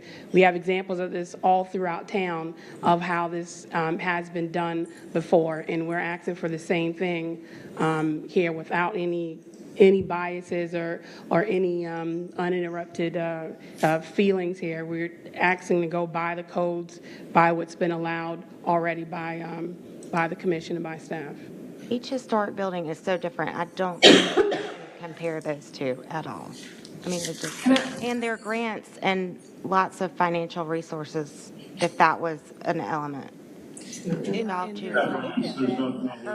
federal grant, there's not things for You guys are preserving not and seeking a restoration. nickel from the government, correct? Right, You're so not that seeking a can't be an nickel from the town, argument. correct? But there aren't It's all being done federal grants with for this no- kind of So, thing, for preservation, not recon, topic of federal grants, they're not eligible for federal grants. because. Federal grants are only available to buildings that are listed in the National Register of Historic Places or eligible for listing in the National Register of Historic Places. This does not qualify. Okay, that's not bad. So can I give you an example of a code issue of why these walls? So imagine we take the building and we move it. Richard Spruce, whoever, he might not be here in a couple of years because he's retiring. He goes in and tells us all the things we need to do to bring it up to code. Energy code, life safety, all those building code aspects we have to do in commercial. What we would have to do is build interior walls, but then we would have to dismantle the exterior ones anyway to be able to waterproof and insulate the building, because there is none of that. And so at some point, things will have to be dismantled and put back anyway, no matter how you slice it. I mean, So you're right, you're really not moving, you're just moving, you're moving the same thing, but you're just moving it differently because you're redoing the outside. Again, what I hear you guys continue saying, what I vision is, you're actually going to catalog, this is number A1. Yes. Okay, where does A1 go? Exactly. It goes right underneath the window right here. Yeah, so And- that's what Repurpose Savannah does, is Preservation. Well, it's But not, because preservation would be akin to, if we want to preserve a piece of bread, I'll put in a Ziploc bag, but at some point it's going to get molded. Preservation takes on a different context when it talks about really taking something and making it sustainable for future uses. If the Deertum building remains as is on that property or moved to an adjacent property, that building would be non-existent, and the only love we'll have for it will be of a memory. And we don't want that to be the case. We want that structure to be there and not just preserved. We want it to be We would like to be able to going to be use there the for another structure. 100 years. I mean, we'd Now- like to be able to use it for function purpose and not I just sit think there that- as a. Glenn, let me ask you a As a question. It building. doesn't seem like we're going to Yeah, get that's, anywhere that's falling tonight. apart. So Glenn, let me ask you, if we were to say we need to have a special meeting, when could we schedule a special meeting? And how do you go about that? Because I've never been involved in one, but it seems like if we need to have that and have these individuals come, get loaded for bear, and Report the information that, yeah. and so, but if we could have a special meeting, because I hate to see the applicant continue to be delayed, and that's, I guess, how can we do this if that's one of the motions that we have to make here? Because I don't think we're going to get anywhere tonight by a 2 and 2 here. Yeah, I think what you just need to consider a motion to table and place the burden on staff to schedule that meeting for as quickly as they possibly can schedule it. Okay. I would think that you're required by law to give 24 hours notice, public notice before a special meeting, but you also have to make sure that the schedules work and it gives the applicant sufficient amount of time to get the documentation that they need. Okay. So the likely is going to be a little bit of balancing without the date being able to be set tonight. Right. But if I think that, And we would have to make sure that we have a quorum and. yes, we have to have a quorum, and hopefully, I signed up to be on a commission, and I'm just mentioning this to the fellow commissioners that are out here. I think my attendance has been pretty doggone good for the last however many years, and it's just really disappointing to see the others not attending. I'm just saying that because that's upsetting to me that we didn't get the input from them. Mr. Chairman, if you do opt to go the route of tabling it for a special meeting date, please make sure that in that tabling motion, you make clear what it is you're expecting from the applicant prior to that meeting so that we know what to get and it doesn't just kick the can down the road with the same questions on the table for tonight. Excellent, thank you. So with that being said, can I ask for a motion and possibly the discussion? And I don't know, Richardson, is there something that you'd like to add to that in help presenting a motion, or? No, I think it's just a motion to table to give the applicant and the commission more time to, review the materials, but also to provide additional materials regarding the structural integrity of the building. Is that what I'm going to have to defer to Commissioner Solomon and Box Bell about what particularly they're looking for, but effectively it's just a motion to table, but be sure to provide some context so that people can. For me, it would be something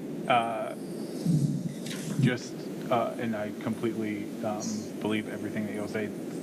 Something to me, it would be the building official laying out the, I guess, conditions that make a relocation not economically feasible. It's not even economics. It's not about economics. Okay. It shouldn't I be. mean, Yeah. yeah.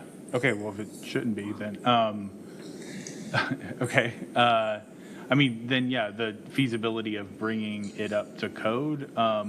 For me, it's not that I don't believe the applicant. It's just if I've got a third-party structural that says you can move it, then I just need a little bit more than what's provided now for me to feel comfortable. The building commissioner, if we could have a meeting, I would not speaking with anyone else, but I could definitely make Is the my building- schedule. That's something that they is could the do town with staff. Let me ask this question, is the town staff member sufficient, or do you need other information? In Any other words, what's information. going to present, When you say town say staff, you staff. mean I say Richard staff Spruce, is the building able to do official, that. rather than. yes, the building. Yeah, Richard should be I fine. do for me, that's all that I would, Yeah, Richard Spruce would be the guy. So to can talk I to. make a motion? I motion that we approve the application with the conditions that staff has presented. In addition to that, for the applicant to work with staff in the building code to make sure that things are in order as far as the building is being reconstructed or taken down and cataloged. And the code is being brought up to date, that they can work with staff. We have a motion on the table, so I'm looking for a second. I mean, I can, to me, that would just be approval. I can second so we can vote on it, but, If you second it, that's, yeah. I second the motion. you second the motion? Is that what I understand? Yes. We do have a motion, and can you, And that is I understand that from Mr. Solomon, that is a second for the purposes of putting this to discussion, not necessarily a second that's binding them to any vote. Yeah, to me, that doesn't meet for me to vote yes to that, because by voting yes to that, then that's essentially approving the application, because town staff has said that they're recommending approval, so that would essentially. but you have seconded it already, so now we are in discussion, basically. Well, And so I now need to ask for a vote. Well, Mr. Chairman, because you do have to, you have an opportunity for discussion, but just to clarify, and I think this was just perhaps a misstatement, but the relocation location has already been approved. That was approved in February. It's really about the process of relocating and whether the process being proposed is acceptable.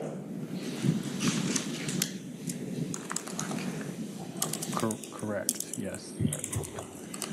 So I guess since we have a second and we have any further discussion on that motion, so I'm looking for a vote on that now. Coming back to what your condition is, include your condition, we can include that into the motion. We have to review Or that would be an an amended motion. Or I guess the way we need to vote is we need to vote on it, and then we need to have another motion, either vote on it and approve it or move on to another motion made. Probably the best thing. Yeah, and I'm not trying to rush y'all. I don't want to do that, but I know people have been here for. We've been here for quite a while, and we need to come to a result, and we're not coming to a result, so we just keep battering at it. I think the option is there's an option for Mr. Solomon to try to amend this to put his condition on it, but I don't think that Mr. Solomon has a condition in mind that he feels is appropriate that would allow him to approve with conditions. So there is a motion with a second. If Mr. Solomon does not wish to amend, you can vote on it. I imagine it'll go. After that, I will look for another motion. So therefore, I am looking for a vote on this. All in favor, aye? Aye. Who opposed? Okay, no. 2 against. Do we have that written down? So now that motion failed. I would like to make a motion to table it and have a special meeting. Second. We have a motion and we have a second. Any discussion on that? I'll just say for me, I would just need to have a conversation with the building official. Thank you. So there's a marching order on what needs to be done for our special meeting. Is that correct? Anything that reports, this being the last result, or, That's our discussion. resort. So we have a motion, we have a second. I'm looking for a vote on this. All in favor? Aye. Aye. Aye. We have 3 yeses and 1 nay. So that motion passes. Yes, sir. So therefore now, just to recap, we're looking for a special meeting on this with the applicant understanding what they need to do. And Katie, Glenn, you're going to set that up as soon as possible, please. Carrie Guzman will set it up for you all, so she'll be in touch with you guys. She's going to be setting it up to the other commissioners, and hopefully we have a full body. And again, I'm going to just reiterate, is I'm really disappointed in our commission. I've been on this for years, and I think I got 1 absence. So shame on that, on an important meeting like this. Well, and I've spoken way too much at this meeting already, but if I may add one small thing, Mr. Solomon said that he sounded like he doubted whether he should be serving on this commission. I want to make that very clear that I think your insights are consistently excellent, and I think you're an extraordinarily valuable member of this commission. So I just want to make sure that that is public and on the record. I second that. I second that, and I also have to say is this is not fun, and this is all, we're all volunteers, folks. And I would like to say that I do have a personal connection to this building, but that is so long ago. If anything, I'm over that. I do not care at all. I'm looking at this like I'm on the Preservation Commission, and this is what my purpose of being on here is not to just let something be demolished and reconstructed using the same materials. So I get that you think that it's a personal thing for me, but it really, really is not. so therefore, let's see, I'm looking for a motion right now for adjournment. I'll make a motion to adjourn. I'm looking for a second. Second. Any discussion? All vote yay. Any opposed? We're adjourned. Thank you.